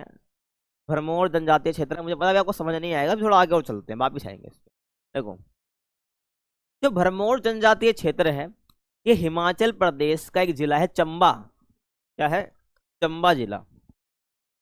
उसमें 2 तहसीलें हैं। क्या है? 2 तहसीलें हैं, एक भरमौर और एक आपका होली। क्या बोला मैंने? हिमाचल प्रदेश के चंबा जिले, चंबा डिस्ट्रिक्ट में 2 तहसीलें हैं, 2 क्षेत्र आप कह सकते हो, भरमौर और होली। तो यहाँ पर कौन सी जनजाति रहती है? गद्दी जनजाति रहती है। क्या रहती है? गद्दी जनजाति रहती है। ठीक है, तो बेसिकली यहाँ पर हमने बोल दिया भरमौर क्षेत्र में गद्दी जनजातियां रहती हैं, और ये क्षेत्र काफी पिछड़ा हुआ है। बाकी आपको जो 2 तहसीलें हैं भरमौर और होली, यहाँ पर आपको क्या देखने को मिल जाएगी? गद्दी जनजातियां देखने को मिलती है। भरमौर क्षेत्र में थोड़ी ज्यादा देखने को मिल जाएगी, है ना, तो इसलिए इसको भरमौर जनजातीय क्षेत्र भी कह देते हैं, बस ध्यान आपको ये रखना है। और ये काफी पिछड़ा हुआ है, तो इसलिए यहाँ पर विकास कार्यक्रम की बात की गई है। तो जो भरमौर क्षेत्र है आपका, इसके विकास की जो बात करी गई है, आपको ये ध्यान रखना है 21 नवंबर 1975 से अधिसूचित जनजातीय क्षेत्र है ये। जो भरमौर क्षेत्र आपका पूरा है, ये भरमौर जनजातीय क्षेत्र, जहाँ पे गद्दी जनजाति रहती है, तो इसको 1975 से क्या है, अधिसूचित जनजाति क्षेत्र है। जैसे आपकी कास्ट होती है ना, SC ST SC, तो ये सब जैसे ये अनुसूचित और अधिसूचित, ये अपनी क्या है SC ST कास्ट होगी। तो ऐसे ही क्या है, इस क्षेत्र को भाई क्या कर दिया, अधिसूचित जनजाति क्षेत्र कर दिया, यानी ऐसे जनजाति जो कि काफी पिछड़ी हुई है, ठीक है ना, और इसको हमें क्या करना है, डेवलप करना है, इसके लिए विकास करना है। तो इसको 1975 में क्या कर दिया, अधिसूचित जनजाति क्षेत्र में रख दिया इसको। और इस समुदाय की हिमालय क्षेत्र में अपनी एक अलग पहचान है।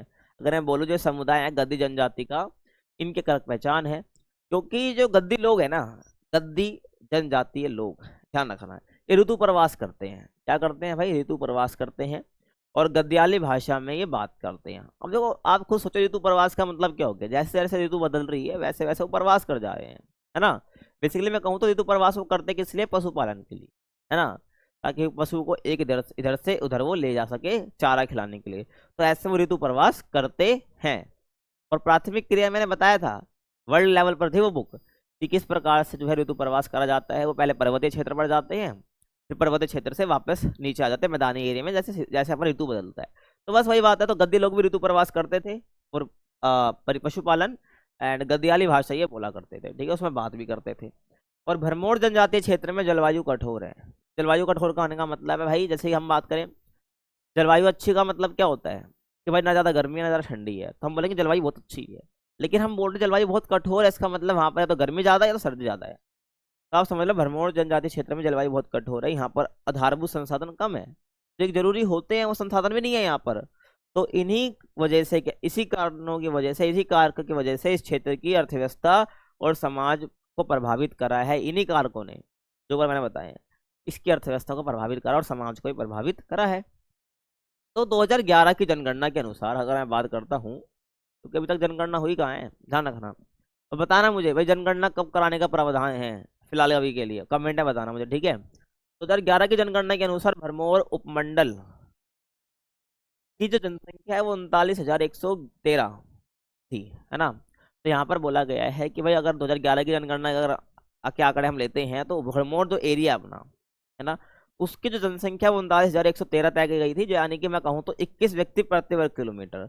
तो पूरे भरमौर क्षेत्र में तो आपको पर किलोमीटर पे, प्रति वर्ग किलोमीटर पर कितना देखने को मिलेंगे, 21 लोग देखने को मिलेंगे, है ना। और हिमाचल प्रदेश के आर्थिक और सामाजिक रूप से सबसे पिछड़े इलाकों में से एक है। आपको जो हिमाचल प्रदेश का, अगर मैं भरमौर क्षेत्र की बात कर रहा हूँ, तो ये आर्थिक रूप से और सामाजिक रूप से सबसे पिछड़े हुए इलाके में से आता है ना। अगर मैं ऐतिहासिक तौर पर बात करता हूँ, तो गद्दी जनजाति ने भौगोलिक और आर्थिक अलगाव का भी अनुभव किया है, मतलब कि बाकी क्षेत्र से भौगोलिक रूप से भी अलग है, ठीक है, ध्यान रख रहे हैं, और आर्थिक रूप से भी। तो आर्थिक रूप से अलगाव का मतलब हो गया भाई गरीब है ये, है ना, तो इन्होंने अलग महसूस करा बाकी क्षेत्रों से, इनको धकेल दिया गया साइड में बाकी क्षेत्रों को द्वारा, और सामाजिक आर्थिक विकास से वंचित रही है ये आपका भरमौर क्षेत्र, गद्दी जनजाति, है ना। तो सामाजिक आर्थिक विकास से वंचित होने का मतलब है सामाजिक रूप से तो उठे ही नहीं है, पीछे रह गए। सामाजिक विकास का मतलब होता है कि तुम समाज में अपनी बात रख पा रहे हो, कुछ कर पा रहे हो, है ना, सारे सामाजिक जितनी सुविधाएं होती है वो तुमको मिल रही हैं, तो सामाजिक विकास हो जाता है। और आर्थिक विकास तो ऑलरेडी नहीं, कि संसाधन यहाँ पर है ही नहीं, आधारभूत संरचना भी नहीं है यहाँ पर, ध्यान रखना। आधारभूत अवसंरचना बता दिए, सड़क होना, बिजली होना, ये सब भी नहीं है। तो सामाजिक आर्थिक विकास से वंचित हैं, और इन लोगों की आर्थिक क्रियाएं बेसिकली कृषि हो गया, भेड़ और बकरी पालन होता है। भाई करेंगे क्या, यही करेंगे, ध्यान रखना है। और भरमौर जनजातीय क्षेत्र में विकास की प्रक्रिया जो है 1970 के दशक में शुरू हुई थी। 1970 के दशक में आपको जो है भरमौर जनजातीय क्षेत्र में विकास की योजना आपको देखने को मिल जाती है, ध्यान रखना है। और जब गद्दी लोगों को अनुसूचित जनजातियों में शामिल किया गया, ठीक है ना, तो ध्यान रखना है 1970 के दशक में, और दशक में भी कौन सा, 1975 में, है ना। 21 नवंबर 1975 में पूरे क्षेत्र को क्या कर दिया गया, अधिसूचित में रख दिया गया, यानी कि मैं कहूँ तो ST में शामिल कर दिया गया, किसको, गद्दी लोगों को। समझ आ गया। और 5वीं पंचवर्षीय योजना के अंतर्गत जनजातीय उपयोजना प्रारंभ हुई। समझ आया। राष्ट्रीय समिति ने क्या बोला था, राष्ट्रीय समिति ने बोला था भाई जिसकी ऐसे पर्वतीय क्षेत्र जिसकी 600 मीटर से अधिक ऊंचाई है वहां पर, और जहां पर जनजातीय उपयोजना लागू नहीं है वहां पर भाई विकास करो ना, लागू करो। तो वहां पर भी जनजातीय उपयोजना लागू कर दी गई भरमौर क्षेत्र में, ध्यान रखना है। तो भरमौर जनजातीय क्षेत्र विकास योजना का उद्देश्य क्या था, है ना। तो 5वीं पंचवर्षीय योजना में यहाँ पर लागू कर दी जाती है जनजातीय उपयोजना। और बताना मुझे भाई, ठीक है। पांचवी पंचवर्षीय योजना का काल क्या है, बाकी जो जो मैंने पूछा है। काल मतलब कि कार्यकाल कब से कब तक था इसका, कब से कब तक चली थी, है ना। तो जब पूछा कमेंट में जरूर बताना अपना, ठीक है, मैं बता देना आंसर। अब जो भरमौर जनजातीय क्षेत्र है, इसका विकास, जो ये क्षेत्र में विकास कार्यक्रम लाया गया है, योजना लाई गई है, इसका उद्देश्य क्या है। देखो, गद्दियों के जीवन स्तर में सुधार करना बेसिकली बात है भाई। विकास कार्यक्रम चलाई इसलिए रहता है कि विकास हो जाए, और भरमौर और हिमाचल प्रदेश के अन्य भागों के बीच में विकास के स्तर में अंतर को कम करना। आपने देखा ना भाई कि इन्होंने सामाजिक और आर्थिक अलगाववाद महसूस करा इन्होंने यहाँ पर। तो इस क्यों, क्योंकि ये बाकी चीजों से वंचित थे, विकास से वंचित थे, से अलगाव महसूस करा इन्होंने, क्योंकि अलग हो गए ना ये। मतलब विकास के मामले में आर्थिक रूप के विकास, अच्छा आर्थिक या सामाजिक विकास की बात कर लो, उससे ऑलरेडी अलग दिख रहे हैं, तो अलगाव हो गया ना ये। तो इसलिए इसलिए क्या करा गया भाई, जो भरमौर क्षेत्र है और जो हिमाचल प्रदेश के जो अन्य भागों के बीच में जो विकास का अंतर है ना, इसको कम करना है। ये क्या था, भरमौर जनजातीय क्षेत्र विकास कार्यक्रम का, विकास योजना का उद्देश्य था। आगे और सुनिए, परिवहन हो गया, संचार, ठीक है, परिवहन और संचार, कृषि और इससे संबंधित क्रियाओं, परिवहन संचार और कृषि से संबंधित जो भी एक एक्टिविटीज होती हैं, और सामाजिक और सामुदायिक सेवाओं के विकास को क्या करना है, सर्वाधिक प्राथमिकता दी गई इस टाइम पे, इस योजना के तहत। और इस क्षेत्र में जनजातीय समन्वित विकास उपयोजना का सबसे महत्वपूर्ण योगदान विद्यालयों, जन स्वास्थ्य सुविधाओं में, पेयजल हो गया आपका, सड़क, संचार, विद्युत के रूप में अवसंरचना विकास है। जो ये योजना लागू करी गई, यहाँ पर इन सब का विकास यहाँ पर सबसे ज्यादा इंपॉर्टेंस रखता है जनजातीय क्षेत्र के लिए। ठीक है, समझ आ गया, जनजातीय विकास क्षेत्र के लिए, और जहाँ पर इन सबका विकास के मेन पैरामीटर्स लिए गए। समझ आ गया, ध्यान रखना। आगे बात करूं, और जनजातीय समन्वित विकास उपयोजना लागू होने से यहाँ पर बहुत सारे सामाजिक लाभ हुए। जैसे कि बात करूं, यहाँ पर साक्षरता दर में यानी लिटरेसी रेट में तेजी से वृद्धि हुई है, और लिंग अनुपात में भी, है ना। लिंग अनुपात समझते हो ना कि भाई आप समझ सकते हो यार कि 1000 पुरुषों पर कितनी महिला है, तो लिंग अनुपात हो गया, है ना। तो लिंग अनुपात में सुधार हुआ है। बाल विवाह में कमी आई है, पहले बचपन में शादी कर देते थे भाई, है ना। तो ये सब में कमी आई है यहाँ पर जब योजना लागू हुई है। और इस क्षेत्र में जो स्त्री साक्षरता दर है, स्त्री साक्षरता दर है यानी कि फीमेल लिटरेसी रेट में क्या हुआ भाई, 1971 में 1.88% से बढ़कर 2011 में ये 65% हो गई। 1971 में वो 1.88% ही लड़कियां पढ़ती थी इस क्षेत्र में, भरमौर क्षेत्र में, लेकिन ये बढ़कर 2011 में कितनी हो गई, 65% हो गई है। समझ आ रहा है, आगे चलो। और स्त्री और पुरुष साक्षरता दर में अंतर, अर्थात साक्षरता में लिंग असमानता भी कम हुई है। तो स्त्री और पुरुष में जो साक्षरता दर में जो अंतर पाया जाता था, उसमें भी क्या भाई गिरावट देखने को मिली है, और लिंग अनुपात में भी गिरावट आपको देखने को मिली है। समझ आ रहा है, आगे देखो। और गद्दियों की परंपरागत अर्थव्यवस्था, जीवन निर्वाह, कृषि व पशुपालन पर भी प्रभाव पड़ा है। अब देखो किस प्रकार से, अब यहाँ पर जो इनका पशुपालन बिल्कुल घट चुका है, पशुपालन जो बिल्कुल घट चुका है इनका, कुछ लोग करते हैं। तो गद्दी की जो परंपरागत अर्थव्यवस्था थी ना, वो निर्वाह कृषि और पशुचारण पर आधारित थी, जिसमें खाद्यान्नों और पशुओं के उत्पादन पर बल दिया जाता था। देखो ना भाई, निर्वाह कृषि तो वही होती है जिसमें फिर खाने के लिए, अपने जीविका के लिए तुम क्या कर रहे हो, कृषि कर रहे हो, है ना। तो यहाँ पर खाद्यान्न पर जोर दिया जाता था, और पशुओं के पालने पर, पशुओं के उत्पादन पर बल दिया जाता था गद्दियों के द्वारा, क्योंकि इनका ट्रेडिशनल तरीका यही था जीवन जीने का। समझ आ गया। लेकिन 20वीं सदी के अंतिम 3 दशकों के दौरान भरमौर क्षेत्र में दाल हो गए और जो अन्य नकदी फसल हो गए, उसकी खेती बढ़ोतरी हुई। ठीक है ना, देखो पहले जीविका निर्वाह के लिए खेती कर रहे थे, है ना, यानी अपने सिर्फ जीविका के लिए अपने जीवन चलाना है। लेकिन 20वीं शताब्दी के अंतिम 3 दशक, 20वीं शताब्दी के अंतिम 3 दशक, अब मतलब ये पूछना कि भाई 20वीं शताब्दी का मतलब क्या है, बता देता हूँ, वैसे कोई दिक्कत नहीं है ना। तो 1901 से लेकर आपका लगभग 2000, आप लगभग क्या पूरे 2000, ठीक है ना। अगर 20वीं शताब्दी हो गई, और अंतिम 3 दशक की बात यहाँ पर हो रही है कि 20वीं शताब्दी के अंतिम 3 दशक, यानी क्या की बात हो रही है, 1970 का दशक, 1980 का दशक और 1990 का दशक। ठीक है, ये 3 दशकों की बात यहाँ पर हो रही है। तो इन दशकों के दौरान भरमौर क्षेत्र में दालों ने, और जो अन्य नकदी फसल है, नकदी फसल और जो दाल है, ये बेसिकली क्या है, ये प्रॉफिट कमाने के लिए, मार्केट में बेचने के लिए उगाई जाती हैं। तो इसमें बढ़ोतरी हमें देखने को मिलती है। और यहाँ खेती अब भी क्या है, अभी भी परंपरागत तकनीकों से की जाती है, ना कि आधुनिक तरीकों से करी जाती है। जो गद्दी लोग हैं यहाँ के, या अभी भी क्या करते हैं, खेती को परंपरागत तरीके से करते हैं, मतलब जैसे करते आ रहे थे। अब बात आती है पशुपालन की, लेकिन इस क्षेत्र की अर्थव्यवस्था में जो पशुचारण है ना, उसका महत्व घटते जा रहा है। और इस बात को हम इस प्रकार से समझ सकते हैं कि जो आज कुल पारिवारिक इकाइयां हैं इस भ्रमण क्षेत्र में, उसका केवल 10वां भाग ही ऋतु प्रवास करता है। ऋतु प्रवास करा ही जाता है भाई, पशुओं को इधर से उधर करने के लिए, चारा खिलाने के लिए। जितने परिवार रहते हैं भ्रमण क्षेत्र में, उसका ओनली 10वां भाग, 10वां हिस्सा क्या करता है, ऋतु प्रवास करता है। तो आप देख लो किस प्रकार से कृषि का जो स्तर है, यहाँ पर जो कृषि है वो बढ़ रहा है, और पशुपालन जो है वो घट रहा है। समझ आ रहा है, ध्यान रखना है। परंतु गद्य जनजाति आज भी बहुत गतिशील है, क्योंकि 2 मिनट देखो, गद्य जनजाति आज भी बहुत गतिशील है, ठीक है, मूवमेंट ज्यादा करते हैं, ठीक है, टिकाव ज्यादा नहीं है, क्योंकि इनको एक बड़ी संख्या शरद ऋतु में कृषि और मजदूरी करके आजीविका कमाना पड़ता है, ठीक है ना। या कांगड़ा और आसपास के क्षेत्रों में प्रवास करती है, ठीक है ना। क्यों, शरद ऋतु के टाइम पे जब सर्दी पड़ती है तो वहां पर क्या है, कृषि के लिए या दूसरा काम करके, मजदूरी करके अपना जीवन चलाना पड़ता है। तो या क्या करते हैं, कांगड़ा क्षेत्र में चले जाते हैं जो हिमाचल प्रदेश में ही है, और आसपास के क्षेत्रों में प्रवास कर जाते हैं। समझ आ गया, शरद ऋतु के टाइम पर। समझ आ गया। अगला टॉपिक क्या अपना, सतत पोषणीय विकास। तो सतत पोषणीय विकास का मतलब क्या हो जाएगा, देखो, अगर मैं बात करूं सतत पोषणीय विकास की, तो इसका मतलब ऐसा विकास से हो जाता है कि इस प्रकार संसाधनों का यूज करो कि जो हमारी आज की जरूरत है वही पूरी हो जाए, और जो आने वाली जनरेशन है, आने वाली जो पीढ़ी है, जिसको हम भावी पीढ़ी कहते हैं, उनकी जरूरत से भी क्या कोई कॉम्प्रोमाइज ना हो, उनके लिए भी संसाधन बच रहे हैं। यानी कि हमें सारा उपभोग कर ले संसाधनों का, उनके लिए वो वैसे हाथ ऐसे लेके बैठ जाना है, ठीक है, उनके दोनों हाथ खाली हैं, कुछ मिले ना उनको, वही बात है।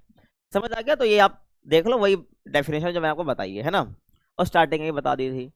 अब देखो, विकास की जब मैं बात करता हूँ तो विकास अपने आप में एक बहुत बड़ा टर्म है, इसकी डेफिनेशन को दे ही नहीं सकता है। लेकिन हम जनरली एक छोटी अगर डेफिनेशन देना चाहे विकास की, तो हम कह सकते हैं कि भाई समाज की किसी भी स्थिति में समय के साथ जो आने वाला बदलाव है, जिसे लोग महसूस करते हैं, अनुभव करते हैं, वो आपका विकास होता है। आज से 20 साल पहले कुछ टेक्नोलॉजी नहीं होगी, अब आज से 20 साल बाद, मतलब 20 साल पहले कुछ टेक्नोलॉजी नहीं होगी, या समाज कैसा होगा, लेकिन वही आज अगर आप देखते हैं तो कुछ ना कुछ तकनीकी में विकास आया होगा, है ना, कुछ और बदलाव आए होंगे। तो जो लोगों ने महसूस करा ये बदलाव समय के साथ, तो ये विकास में आता है। और विकास अच्छा भी हो सकता है, बुरा भी हो सकता है, ध्यान रखना। तो विकास का मतलब तुम्हें समझ आना चाहिए। अब तुम ये देखो कि मानव इतिहास की अगर मैं बात करता हूँ, तो यहाँ पर हम देखते हैं कि लगातार जो मानव है, जो समाज है, वो प्राकृतिक वातावरण से लगातार क्रिया करता है, एक दूसरे को प्रभावित करते हैं वो। मैंने तुम्हें फर्स्ट बुक के पहले चैप्टर में बताया था, याद करो, है ना, कि मैंने तुम्हें यहाँ पर निश्चयवाद, नवनिश्चयवाद वगैरह बारे में बता रखा है मैंने, कि किस प्रकार से पर्यावरण के साथ इंसान क्रिया करता है ना। तो लगातार क्या ही दोनों मानव इतिहास में जो है समाज और उसका प्राकृतिक वातावरण एक दूसरे को प्रभावित करते रहे हैं, और ये आपसी क्रियाएं दर्शाती हैं, ये दिखाती हैं कि समाज किस स्थिति में है। अब उसने किस प्रकार, समाज ने किस प्रकार से पर्यावरण को बदला है और तकनीकी विकसित करी है ना। क्योंकि समाज ने क्या करा है, पर्यावरण के नियमों को समझ के, प्रकृति के नियमों को समझ के अलग अलग टेक्नोलॉजी बनाई है, जिस पर वो पर्यावरण पर हावी हो गया है। और एक अगर हमें समाज के विकास की बात करते हैं कि भाई समाज का विकास कितना हुआ है, तो वही देखता है कि भाई समाज, उसके तकनीकी विकास कितना है, सीधी सी बात है। तो यही दिखाना है कि भाई समाज की स्थिति उसी बात पर डिपेंड करती है कि आपसी क्रियाएं किस प्रकार की हुई हैं, समाज और पर्यावरण के बीच में कौन किस पर हावी रहा है। और मनुष्य और पर्यावरण के बीच यह संबंध इस बात पर भी निर्भर करता है कि समाज ने किस तरह की टेक्नोलॉजी या तकनीक विकसित करी, और बता चुका हूं तुम्हें। आगे देखो, और टेक्नोलॉजी और संस्थाओं ने मानव पर्यावरण अंतःक्रियाओं को गति प्रदान करी है। देखो, जितनी भी टेक्नोलॉजी है और जो विकसित हुए हैं, और जितनी भी संस्थाएं हैं, है ना, इन्होंने क्या करा है, जो अंतरक्रिया आई है पर्यावरण के बीच में और समाज के बीच में, इसको और गति प्रदान करी, मतलब कि और टेक्नोलॉजी को बढ़ाने के लिए यहाँ पर इन्होंने पर्यावरण का और दोहन करा, है ना। तो यहाँ पर इससे क्या हुआ, टेक्नोलॉजी का स्तर तो ऊंचा हो गया, है ना, और बाकी संस्थाओं का निर्माण भी हुआ, और इस सारे चेंजेस भी हमें देखने को मिलते हैं संस्थाओं के अंदर। अब आपके मन में एक सवाल आना चाहिए कि जो सतत पोषणीय विकास है, इसकी सोच कैसे बनी। सतत पोषणीय विकास है, इसकी सोच कैसे बनी, क्योंकि हवा से उड़कर तो कंसेप्ट आया नहीं है ये। तो देखिए, सतत पोषणीय विकास की जो सोच है ना, ये 1960 के दशक के आसपास बनी है। क्यों, क्योंकि इस टाइम पर क्या था भाई, पश्चिमी देशों में पर्यावरण से जुड़ी जो समस्या है ना, उनके बारे में जागरूकता फैलने लगी लोगों के बीच में, और लोग इस बात को लेकर चिंतित होने लग गए कि भाई अगर ये औद्योगिक विकास की प्रकृति पर जो अनचाहा मतलब जो औद्योगिक विकास ये हो रहा है ना, तो इसका प्रकृति पर क्या है, अनचाहा और बुरा असर पड़ेगा, क्योंकि औद्योगिक विकास बहुत तेजी से हो रहा है और इससे पर्यावरण को बहुत ज्यादा नुकसान होता है, तो ये लोग चिंतित होने लगे इस बारे में। अब इसी को लेकर बहुत सारी महत्वपूर्ण किताबें भी पब्लिश हुई हैं, बहुत सारी इंपॉर्टेंट बुक्स पब्लिश हुई हैं इसी को लेकर, जैसे कि 1968 में हुई थी द पॉपुलेशन बम, जिसको किसने लिखा था भाई, पॉल एनरिच ने, ठीक है, नाम ऐसे कुछ है, ध्यान रखना है आपको, एहरलीच, ध्यान रखना है, इनका नाम ये है, ठीक है भाई। द पॉपुलेशन बम 1968 में इन्होंने लिखा है, पॉल एहरलीच ने लिखा। और इसमें क्या बताया गया था इस बुक में, इसमें जनसंख्या बढ़ने से पर्यावरण पर होने वाले खतरों के बारे में बताया गया था। तुम्हारी बुक के अंदर नहीं मिलेगा तुम्हें कि भाई इस बुक के अंदर क्या था, ठीक है, और ध्यान रखना है कि जनसंख्या बढ़ने से जो पर्यावरण पर नुकसान होगा उसके बारे में बताया गया था। फिर 1972 में लिमिट्स टू ग्रोथ, जो कि मिडोस और अन्य लोगों ने लिखी थी, इसमें बताया गया कि भाई इसमें जो चेतावनी दी गई, वार्निंग दी गई कि अगर संसाधनों का अंधाधुंध इस्तेमाल जारी रहा जैसे हो रहा है, तो धरती के विकास की एक सीमा है जिसके बाद बड़े संकट आ सकते हैं। तो यहाँ पर ये भी आपको देखने को मिल जाएगा पोल साइंस बुक में, कहा कि अगर विकास का जो तरीका जारी है आज के टाइम पर जारी रहता है तो उसके बहुत बड़े नुकसान हमें देखने को मिल सकते हैं। ये द लिमिट्स टू ग्रोथ में कहा गया है। समझ आ गया क्या बताया मैंने, अगर संसाधनों का अंधाधुंध इस्तेमाल ऐसे करते रहे विकास के, धरती के विकास की सीमा होती है, एक लिमिट्स होती हैं, उसके बाद बड़े संकट खड़े हो सकते हैं, तो इस बुक में बताया गया। इसलिए भाई सतत पोषणीय विकास के का कंसेप्ट यहाँ पर आता है, ध्यान आपको रखना है। आगे चलें, और 20वीं सदी के अंत में जब पर्यावरणीय समस्या और प्रदूषण बढ़ने लग गए, तब दुनिया भर में चिंता बढ़ी कि भाई विकास तो हो रहा है लेकिन इसका असर प्रकृति पर दबा के पड़ रहा है और आने वाली पीढ़ियों पर इसका बुरा असर पड़ सकता है। क्या पता उनके लिए भाई पर्यावरण के नाम पर कुछ ना हो और बस प्रदूषण ही प्रदूषण हो, सीधी सी बात है ना। अब यहाँ पर संयुक्त राष्ट्र क्या कदम उठाता है, देखो भाई, तो इस चिंता को देखते हुए संयुक्त राष्ट्र संघ ने विश्व पर्यावरण और विकास आयोग WECD बनाया, ठीक है, आपने पढ़ा होगा ये इंटरनेशनल ऑर्गेनाइजेशन वाले चैप्टर में, अंतर्राष्ट्रीय संगठन वाले चैप्टर में, कि भाई विश्व पर्यावरण और विकास आयोग WECD, ठीक है, ये बनाया। इस किसलिए बनाया भाई, कितनी प्रदूषण पर्यावरण संबंधी समस्या में देखने को मिल रही थी, और इस आयोग की अध्यक्ष नॉर्वे की प्रधानमंत्री गरो हरलेम बर्टलैंड थी। तो इन्होंने एक रिपोर्ट भी पेश कर दी जिसको हम बर्टलैंड रिपोर्ट भी कहते हैं, है ना, ध्यान रखना है। तो जो ये आयोग बनाया गया, ठीक है भाई, विश्व पर्यावरण और विकास आयोग, तो इसके आयोग के अध्यक्ष कौन थे भाई, नॉर्वे की प्रधानमंत्री, जिनका नाम क्या था, गरो हरलेम ब्रटलैंड। अब देखो, अब ब्रटलैंड रिपोर्ट, ठीक है, नाम भी बड़ा अटपटा सा है यार, ठीक है, देखो ब्रटलैंड रिपोर्ट 1987 में आई थी, तो आयोग ने 1987 में अपनी रिपोर्ट और कॉमन फ्यूचर प्रस्तुत करी, जिसको हम ब्रटलैंड रिपोर्ट भी कहते हैं, ठीक है। तो यहाँ पर इसमें एक परिभाषा दी गई सतत पोषणीय विकास की। तो यहाँ पर बताया गया भाई सतत पोषणीय विकास का मतलब क्या है, तो एक ऐसा विकास जिसमें भविष्य में आने वाली पीढ़ियों की आवश्यकता पूर्ति को प्रभावित किए बिना वर्तमान पीढ़ी द्वारा अपनी आवश्यकता की पूर्ति करना। वही तो चीज मैंने बताई। अब तुम एक ही बात को चाहे यूं कह लो चाहे तुम यूं कह लो, बात एक ही है ना, ध्यान रखना है कि भाई आने वाली पीढ़ियों की आवश्यकताओं की पूर्ति को प्रभावित भी नहीं करना है, और जो अपनी वर्तमान पीढ़ी है उनकी आवश्यकता की पूर्ति भी होती रहे। समझ आ गया तुम्हें? तो ये क्या अपनी भाई परिभाषा हो जाएगी जो कि बर्टलैंड रिपोर्ट में दी गई है, आ सकता है MCQ में। अब आगे हम बात करते हैं इंदिरा गांधी नहर कमान क्षेत्र। देखो, कमान क्षेत्र का मतलब जहां पर भाई कोई परियोजना से कोई प्रणाली लागू गई है वहां पे हमें सिंचाई करनी है, सीधी सी बात है। तो इंदिरा गांधी नहर भी एक ऐसी परियोजना है जो कि पर्टिकुलर कुछ एरिया में सिंचाई या पानी देने के लिए लाई गई है, बनाई गई है ना, ध्यान रखना। तो इंदिरा गांधी नहर का कमान क्षेत्र क्या, उसकी तो बात हम करेंगे। तो इंदिरा गांधी नहर के बारे में डिटेल में बात करने वाले। इंपॉर्टेंट क्वेश्चन है, पहले बता दे रहा हूँ, एग्जाम में क्वेश्चन बनता है इस टॉपिक से, ठीक है, यहाँ से बनेगा, या तो सतत पोषणीय विकास को बढ़ावा देने वाले उपाय एक अगला टॉपिक है, वहां से क्वेश्चन बनता है आपका 100%, ठीक है। तो इंदिरा गांधी नहर का पूरा मैप दे रखा है आपकी बुक के अंदर, अगर एनसीईआरटी साथ में लेके बैठे तो आपको दिख रहा होगा, है ना। देखो, अगर मैं बात करूं तो पहले इस इंदिरा गांधी नहर को राजस्थान नहर के नाम से जाना जाता था। क्या कहा जाता था भाई, राजस्थान नहर, क्योंकि राजस्थान के जो जिले हैं उसको ही यहाँ पर सिंचाई दी जाती है। अब राजस्थान नहर कहा जाता था, लेकिन अब इसको इंदिरा गांधी नहर कहा जा रहा है। ऐसा क्यों कहा जा रहा है? आपको पता है 1984 में इंदिरा गांधी जी की डेथ हो गई थी, ठीक है, उन्हीं के बॉडीगार्ड ने उनको उड़ा दिया था गोली से। तो ऐसे में उन्हीं के सम्मान में इसका नाम बदल दिया गया था और इंदिरा गांधी नहर कर दिया गया। समझ आ रहा है मैं क्या कह रहा हूँ? तो इसे पहले राजस्थान नहर कहा जाता था, और यह भारत की सबसे बड़ी नहर प्रणालियों में से एक और इंडिया की सबसे लंबी नहर भी है।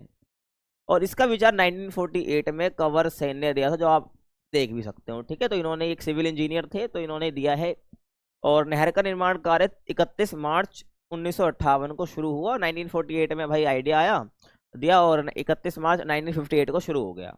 और जो ये नहर है पंजाब के हरी के बांध से निकलती है और राजस्थान के थार रेगिस्तान में पाकिस्तानी सीमा के लगभग 40 किलोमीटर समानांतर बहती है। ठीक है भाई, जो राजस्थान से जो है पाकिस्तान सीमा लगती है, तो उसके समानांतर लगभग 40 किलोमीटर समानांतर बहती है। मतलब कि मान लो ये ऐसे सीमा है पाकिस्तान की, तो उसके लगभग 40 किलोमीटर का डिस्टेंस होगा, तो ऐसे समानांतर पे क्या है, ये नहर बह रही है। आपको ध्यान रखना है।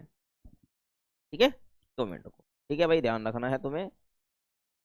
और नहर की कुल लंबाई जो कि एमसीक्यू के लिए इंपॉर्टेंट है 9060 किलोमीटर तय की गई है, और ये लगभग 19.63 लाख हेक्टेयर जमीन को सिंचाई का पानी उपलब्ध कराती है, सिंचाई के लिए पानी उपलब्ध कराती है। समझ आ रहा है मैं क्या कह रहा हूँ? अब यहाँ पर मैंने बताया भाई ये नहर पंजाब के हरी के बांध से निकलती है। ठीक है, पंजाब के अगर हरी के बांध की बात करता हूँ, देखिए तो ये हरी के बांध, हरी के बैराज जिसको आप कह सकते हो, जो कि सतलुज नदी और व्यास नदी के संगम पर बना है। सतलुज नदी और व्यास नदी जहां पर मिल रही हैं उनके संगम पर क्या बनाई है, हरी के बांध बनाए, जहां से आपकी जो है क्या निकल रही है, इंदिरा गांधी नहर, जिसको राजस्थान नहर कहा जाता था, निकल रही है। और ये वो हिस्सा है यहाँ पर जहां मैं रेड रेड सर्कल बना रहा हूँ, ये मेन सिर है, मेन हेड है इंदिरा गांधी नहर का। ठीक है, और इसका एंड की बात करूं जिसे बोला जाता है मुख्य नहर पुछ, जो कि यहाँ पर आपको देखने को मिल जाएगा। ठीक है, दिखा रहा हूं मैं। और एंड पॉइंट जहां पर ये नहर सिंचाई देती है वो जिला कौन सा, बाड़मेर है। ध्यान रखना है, पढ़ेंगे इसके बारे में। अभी थोड़ा बस जनरल ओवरव्यू ले लो कि हरी के बैराज से निकलते हैं। मेन जिसका सिर हेड है इस नहर का, वो गंगानगर के पास जो आपका है ना, ये वाला इधर है। ध्यान रखना है, मैंने सर्कल करा है। उसके बाद मुख्य नहर पूछ आपका इस साइड दिखा रखा है जैसलमेर के पास, और बाड़मेर तक उसका टोटल पानी जाता है। ध्यान रखना है, एंड पॉइंट है कह सकते हो। समझ आ गया, मैंने पूरा बता दिया तुमको। और नहर का जो निर्माण है 2 चरणों में हुआ ही है, एक चरण में नहीं हो गया, 2 चरणों में, यानी 2 स्टेप में आप कह सकते हो इसका काम पूरा हुआ है। तो चरण 1 की अगर मैं बात करता हूं, तो चरण 1 का कमान क्षेत्र, चरण 1 का कमान क्षेत्र का मतलब ये हो गया भाई चरण 1 में कौन कौन सी जगह ली गई जहां पर सिंचाई करनी है, जहां पर सिंचाई की जरूरत है, पानी की जरूरत है, तो वो कमान क्षेत्र हो गया। तो चरण 1 का कमान क्षेत्र आपका गंगानगर है, हनुमानगढ़ है, बीकानेर है, जो कि राजस्थान के ही जिले हैं।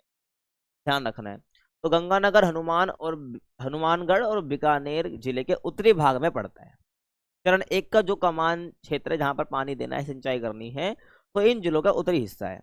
और इस चरण के कमान क्षेत्र का भूतल थोड़ा कैसा, उबड़ खाबड़ है, समतल देखने को नहीं मिलेगा। यहाँ पर जो कमान क्षेत्र है, यहाँ पर जो पानी पहुंचाना है, ये थोड़ा उबड़ खाबड़ है।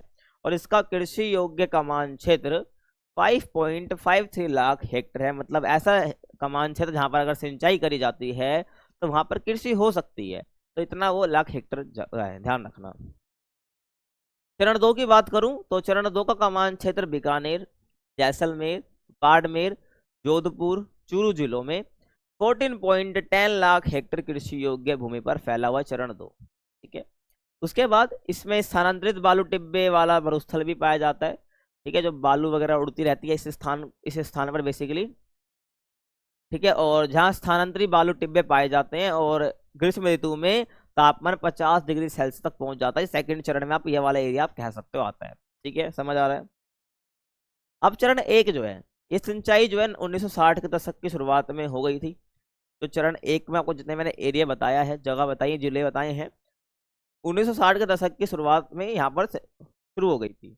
और चरण सेकंड की बात करूं तो यहाँ पर 1980 के दशक के मध्य में यहाँ पर सिंचाई चालू हुई थी। जो और 1980 के मध्य का दशक का 1980 के दशक के मध्य का मतलब हो गया 1985। ध्यान रखना है। ठीक है, अब नहर के असर की बात करता हूं मैं कि भाई नहर का असर क्या रहा। बाकी अगर मैप में दोबारा चल लेते हैं भाई, देखो। ठीक है, देखो मैंने बता दिया। अब यहाँ पर ना कुछ बॉक्स तुम्हें दे रखे हैं ये। ठीक है, जैसे कि यहाँ पर ये जो, अगर एनसीईआरटी साथ में लेके बैठो तभी दिखेगा तुम्हें। तो यहाँ पर नीचे का बहाव, नीचे उत्पादक। ठीक है, इसका मतलब ये हो गया कि तो ये वाला एरिया है, यहाँ से निकली, पंजाब के हरी के बांध से निकली, तो ये एरिया है, ये वाला एरिया है। ठीक है, और आपका तो ये वाला एरिया है ना, ये आपका चरण 1 में आता है। उसके बाद चरण 2 की बात करूँ तो आपका ये वाला एरिया आ गया। ठीक है, ध्यान आपको रखना है। और जैसलमेर, ये पूरा आपका क्या है चरण 2 का एरिया आ जाता है, ध्यान आपको रखना है, ठीक है ना। बता चुका हूँ। अब इंदिरा गांधी नहर तो बन गई है, सिंचाई करी जा रही है, इसके कुछ नुकसान हुए हैं, कुछ फायदे हुए हैं, तो उसके सकारात्मक और नकारात्मक दोनों प्रभाव हमें देखने को मिले हैं। देखो, अगर मैं नहर के असर की बात करता हूँ तो नहर ने सूखे इलाके की जो पारिस्थितिकी है और अर्थव्यवस्था है और जो समाज है, तीनों को बदल दिया। पारिस्थितिकी मतलब वही वही प्रकृति, पूरी नेचर पूरा बदल दिया भाई, किस प्रकार से जो वहाँ का जो पारिस्थितिकी है, मतलब कि सामंजस्य है जीवों के साथ, वो पूरा बदल चुका है इस नहर की वजह से। अर्थव्यवस्था और समाज तीनों को बदला है, ठीक है भाई। अर्थव्यवस्था तो बदलेगी ना, अब कृषि अच्छे से हो जाएगी लोगों की, और समाज में तो समाज बदलेगी ऑटोमेटिकली। और इससे इस क्षेत्र को पर्यावरणीय पारिस्थितिकों पर सकारात्मक और नकारात्मक दोनों प्रकार के प्रभाव देखने को मिले हैं। पर्यावरण परिस्थिति की अगर बात करता हूँ तो सकारात्मक और नकारात्मक दोनों, तो इसकी हम बात करेंगे, पहले सकारात्मक देन नकारात्मक। पहले अच्छी बातें करनी चाहिए, फिर गलत बात करनी चाहिए, ध्यान रखना है, या नुकसान की बात करनी चाहिए। तो देखिए, मिट्टी में लंबे समय तक नमी रहना सकारात्मक है भाई। पहले सूखा रहता था, तो इंदिरा गांधी नहर से मिट्टी में लंबे टाइम तक नमी रहती है। और वनीकरण और चरगा विकास से जमीन हरी भरी रही, तो भाई पेड़ वगैरह लगाए गए, ध्यान रखना, इसी नहर क्षेत्र के अंतर्गत फिर भाई पेड़ वगैरह लगाए गए, जिसको हम वनीकरण भी कहते हैं। और चरगा विकास हुआ, जिससे जमीन हरी भरी रही। और हवा से मिट्टी उड़ने की समस्या और नहर में रेत जमने से की प्रक्रिया धीमी पड़ना। क्या होगा भाई, जो पहले मिट्टी उड़ती थी, वो समस्या थोड़ी कम हो गई, और जो नहर में रेत जमने की जो प्रक्रिया वो भी धीमी पड़ने लग गई, ठीक है भाई, ध्यान रखना है, सकारात्मक प्रभाव है। मतलब नहर जो मिट्टी वो उड़ना बंद हो गई, और नहर नहर के पास रेत जमना स्टार्ट हो गई। और नकारात्मक की बात करूं, अब देखो पानी तो अंधाधुंध जा रहा है नहर से, तो ज्यादा पानी और लगातार सिंचाई से जल भराव की समस्या, पानी जमा होने लग गया। और मिट्टी में लवणता यानी कि नमक बढ़ने की समस्या पैदा हो गई, जो कि फसलों के लिए बहुत नुकसानदायक है। क्योंकि जब पानी तो नहर में आ रहा है, सतलुज और व्यास नदी के संगम पर बना हरिके बांध, वहां से पानी निकल रहा है, ध्यान रखना है। तो वहां से तो पानी में लवण, तो पानी में तो लवणता होती होती, सीधी सी बात है। तो उससे क्या है, अब इसी बात है, सिंचाई तो कर रहे हो तो मिट्टी में लवणता बढ़ रही है, इस समस्या पैदा हो चुकी है, ध्यान रखना है। और लवण का मतलब नमक बढ़ना है। अब कृषि पर क्या असर देखने को मिला, कृषि पर असर भी तो है भाई। देखो, पॉजिटिव तो भाई है भाई, कृषि उत्पादन बढ़ा है। नेगेटिव यह भाई कि फसल नुकसान हुई है, ध्यान रखना है, कि भाई लवणता की मात्रा बढ़ गई है, ध्यान रखना जमीन के अंदर। तो नहर आने से इस इलाके की कृषि अर्थव्यवस्था पूरी तरीके से बदल गई है। पहले यहाँ खेती में सबसे बड़ी समस्या मिट्टी में नमी की कमी थी भाई, सूखा था ना, तो मिट्टी में नमी नहीं होती तो कृषि हो नहीं पाती थी। लेकिन अब नहर से सिंचाई क्षेत्र बढ़ गया है, और कृषि भूमि और फसल चक्र दोनों बढ़ गए हैं, ठीक है ना। फसल चक्र मतलब कि कितने टाइम तक फसल उगा रहे थे, तो वो दोनों बढ़ गए हैं, ध्यान रखना है। अब फसलों में बदलाव भी देखने को मिला है। पहले नहर से पहले कोई और सी फसल उगाई जाती थी, नहर के बाद कोई और सी फसल उगाई जा रही है। तो पहले चना बाजरा ग्वार उगाया जाता था, लेकिन अब गेहूं कपास मूंगफली चावल उगाई जाती है। और ये सारी फसलें लगभग क्या हैं, जिसमें ज्यादा पानी चाहिए होता है, वो हैं। पहले पानी नहीं था, तो हम यहाँ पर सिर्फ चना बाजरा ग्वार उगा रहे थे, लेकिन अब पानी अपने पास बहुत आ गया है इन जीरों के पास, तो गेहूं कपास मूंगफली चावल उगा रहे हैं। देख रहे हो, समय समय की बात है, बस तुम्हें पता होना चाहिए कि भाई पहले कौन सी फसल, और फसल के बाद मतलब कि जब नहर बन गई तो और सिंचाई का काम पूरा हो गया, तो उसके बाद फसलों में बदलाव देखेंगे। अब आगे हम बात करेंगे सतत पोषणीय विकास को बढ़ावा देने वाले उपाय। यहाँ से 5 मार्क्स का क्वेश्चन बनता है। ये दो टॉपिक राष्ट्र के बहुत इंपॉर्टेंट है, ध्यान रखना इस चैप्टर से। तो अब देखो, कुछ भी अच्छा काम होता है ना, तो कोई ना कोई पीछे कुछ ना कुछ बताने आ ही जाता है, सीधी सी बात है, वही बात हुई। तो बहुत से विद्वानों ने इंदिरा गांधी नहर परियोजना की पारिस्थितिकीय प्रयोजनता पर प्रश्न उठाए कि भाई जो इंदिरा गांधी नहर बना दी ना, ये ढंग से उस जिलों को पोषण तो करेगी, लेकिन इसका नुकसान है। तो सवाल उठाने चालू कर दिए लोगों ने, बहुत से विद्वानों ने।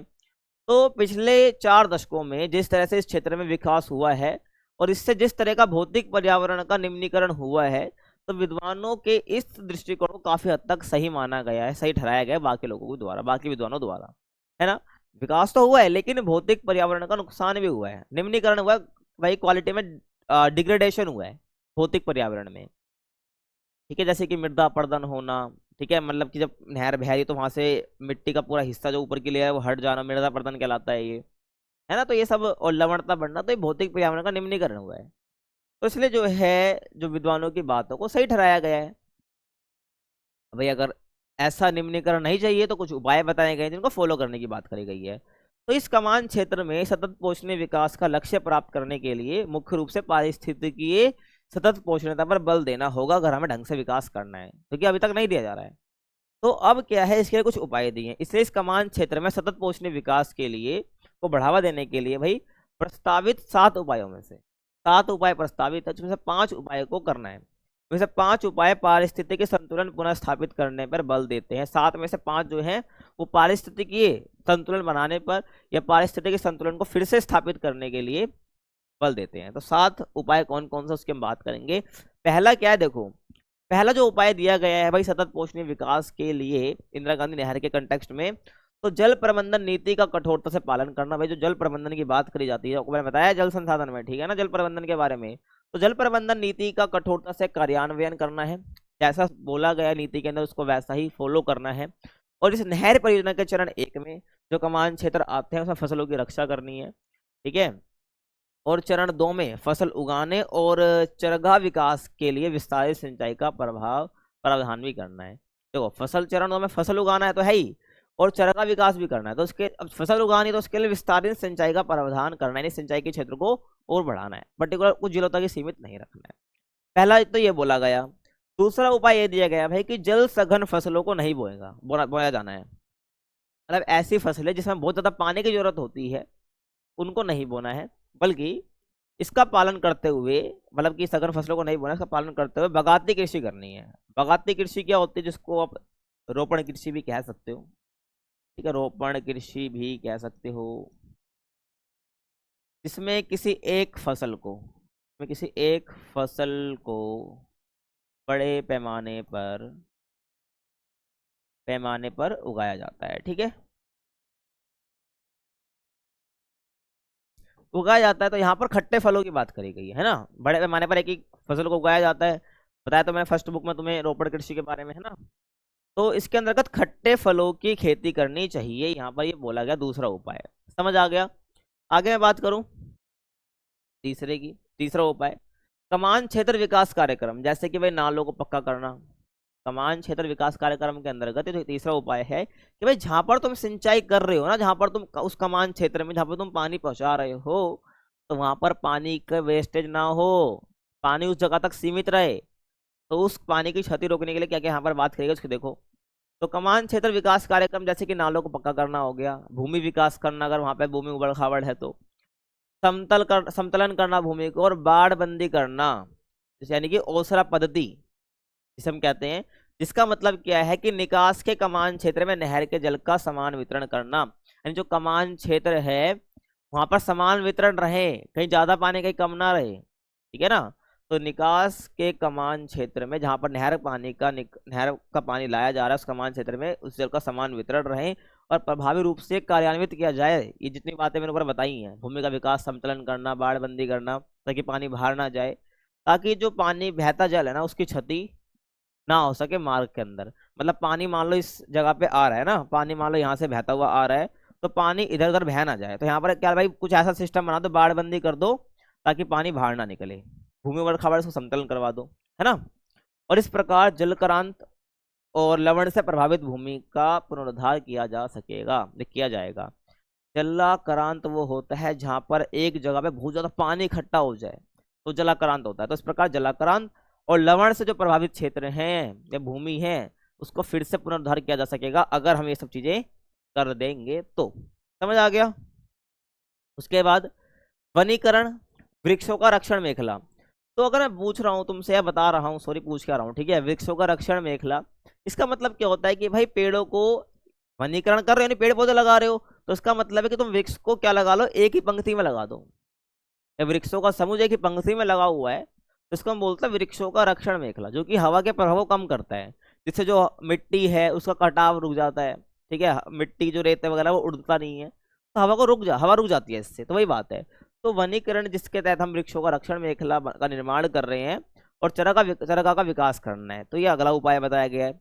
और विशेषकर चरण 2 के भंगुर पर्यावरण में पारितंत्र विकास के लिए अति आवश्यक है। ठीक है, मैं तुम्हें बताया था चरण 2 में वो सारे एरिया आते हैं जहां पर बालू टिब्बे वाले मरुस्थल है, जहाँ पे धूल वगैरह का बहुत वो है। तो ऐसे में क्या करना है, वृक्षों का रक्षण मेखला बनाना जिससे वो बालू वगैरह उड़ ना पाए, अपनी जगह पर रहे। हवा, क्योंकि हवा को रोक देता है ना ये। अगर हम वृक्षों का रक्षण मेखला बना देंगे, जिसका हम वृक्षों का रक्षण मेखला बता दिया मैंने, जहाँ पे पेड़ को एक ही पंक्ति में लगाया जा रहा है एक साथ, समझ आ रहा है। और पारितंत्र विकास वहां पर करना है, मतलब पारितंत्र वही होता है भाई, भाई पर्यावरण के साथ किस प्रकार से सामंजस्य स्थापित करा जा रहा है। और अगला देखो भाई, इस प्रदेश में सामाजिक सतत पोषणता का लक्ष्य तभी हासिल किया जा सकता है यदि निर्धन आर्थिक स्थिति वाले भू आवंटियों को कृषि के लिए पर्याप्त मात्रा में वित्तीय और संस्थागत सहायता उपलब्ध कराई जाए। सीधी सी बात है ना, अगर तुम्हें सतत पोषणीयता के तहत विकास करना है, ठीक है, इंदिरा गांधी नहर परियोजना के लिए, ठीक है, जो कि नहीं हो रहा था, तो ये उपाय दिए गए जैसे बोला गया, जो निर्धन आर्थिक स्थिति वाले किसान हैं या भू आवंटी हैं, उनको कृषि के लिए पर्याप्त वित्तीय संसाधन दो और संस्थागत सहायता भी देनी है। मतलब ये संस्थाएं होनी चाहिए, अगर उनको ऋण चाहिए तो ऋण मिल जाए, है ना, वित्तीय सहायता चाहिए तो वित्तीय सहायता मिल जाए, तो ये पर्याप्त मात्रा में होना चाहिए उनके लिए। आगे चलें, और यही बताया गया कि भाई मात्र कृषि और पशुपालन के विकास से इस क्षेत्रों में आर्थिक सतत पोषणीय विकास की अवधारणा को साकार नहीं किया जा सकता। ये तुम सोच रहे हो भाई कृषि हो जाए और पशुपालन हो जाए तो इससे इन क्षेत्रों का आर्थिक सतत पोषणीय विकास हो जाएगा, ऐसी बात नहीं है। यहाँ पर क्या करना है भाई, कृषि और उससे संबंधित क्रियाकलापों को अर्थव्यवस्था के अन्य सेक्टरों के साथ विकसित करना है। यानी कृषि को और पशुपालन को तो विकसित करना ही करना है, लेकिन एक साथ जो अन्य सेक्टर अर्थव्यवस्था की इकोनॉमी के उसको भी डेवलप करना है, ताकि लोगों को रोजगार मिल जाए, तभी उस कमान क्षेत्र का विकास अच्छे से हो पाएगा। और इनसे इस क्षेत्र में आर्थिक विद्युतीकरण होगा, है ना। जब तुम अर्थव्यवस्था के बाकी सेक्टरों को भी डेवलप करोगे तो इससे क्या होगा, आर्थिक विविधीकरण होगा, लोग बाकी क्षेत्र में भी घुस पाएंगे। और मूल आबादी है गांव की, वो कृषि सेवा केंद्रों और विपणन केंद्रों, यानी जो मंडी वगैरह होती है ना, विपणन केंद्र का मतलब मंडी हो गया, ध्यान रखना, के बीच प्रक्रियात्मक संबंध स्थापित होंगे। जब लोग बाकी चीजों में काम करने लग जाएंगे तो जो कृषि कर रहे हैं, है ना, और जो विपणन केंद्र है, इनके बीच में प्रक्रियात्मक संबंध हो जाएगा। प्रक्रियात्मक संबंध में तुम्हें बताया था किसमें, मानव बस्ती वाले चैप्टर में। प्रक्रियात्मक संबंध का मतलब होता है दोनों ही पक्ष एक दूसरे पर डिपेंड है ना, दोनों का काम नहीं चलेगा, वहां पर प्रक्रियात्मक संबंध हमें देखने को मिलता है। तो कृषि सेवा केंद्रों और विपणन केंद्रों के बीच क्या करना, प्रक्रियात्मक संबंध बनाना। कृषि सेवा केंद्र का मतलब गांव हो गया बेसिकली, जहाँ पर कृषि वगैरह हो रही है, विपणन केंद्र जहाँ पर मंडी वगैरह होगा, जहाँ पर वो माल अपना बेचेंगे, है ना, ध्यान रखना है। तो इसको भी इनके बीच में क्या प्रक्रियात्मक संबंध होना चाहिए, ये पूरा एक ही उपाय है, ध्यान रखना, ये दो उपाय नहीं है, ध्यान रखना, ठीक है, समझ आ गया। तो यहाँ पर मैंने क्या बताया तुम्हें, सातों के सातों उपाय बता दिए, तुम्हें समझ भी आया होगा। और यहाँ पर तुम्हारा जो चैप्टर है वो फिनिश होता है। कुछ भी डाउट है भाई कमेंट में पूछ लो, ठीक है, मेरे से इंस्टाग्राम में पूछ लेना पर्सनली, कोई कुछ दिक्कत तुम्हें आ रही है तो। बाकी वीडियो पसंद आई तो क्या करना है, वीडियो को लाइक करना है, चैनल को सब्सक्राइब करना है, और कुछ डाउट है तो बता दे कहाँ पूछना है, ताकि बाकी मिलते हैं आपसे अगले वीडियो में, तब तक के लिए कीप वॉचिंग।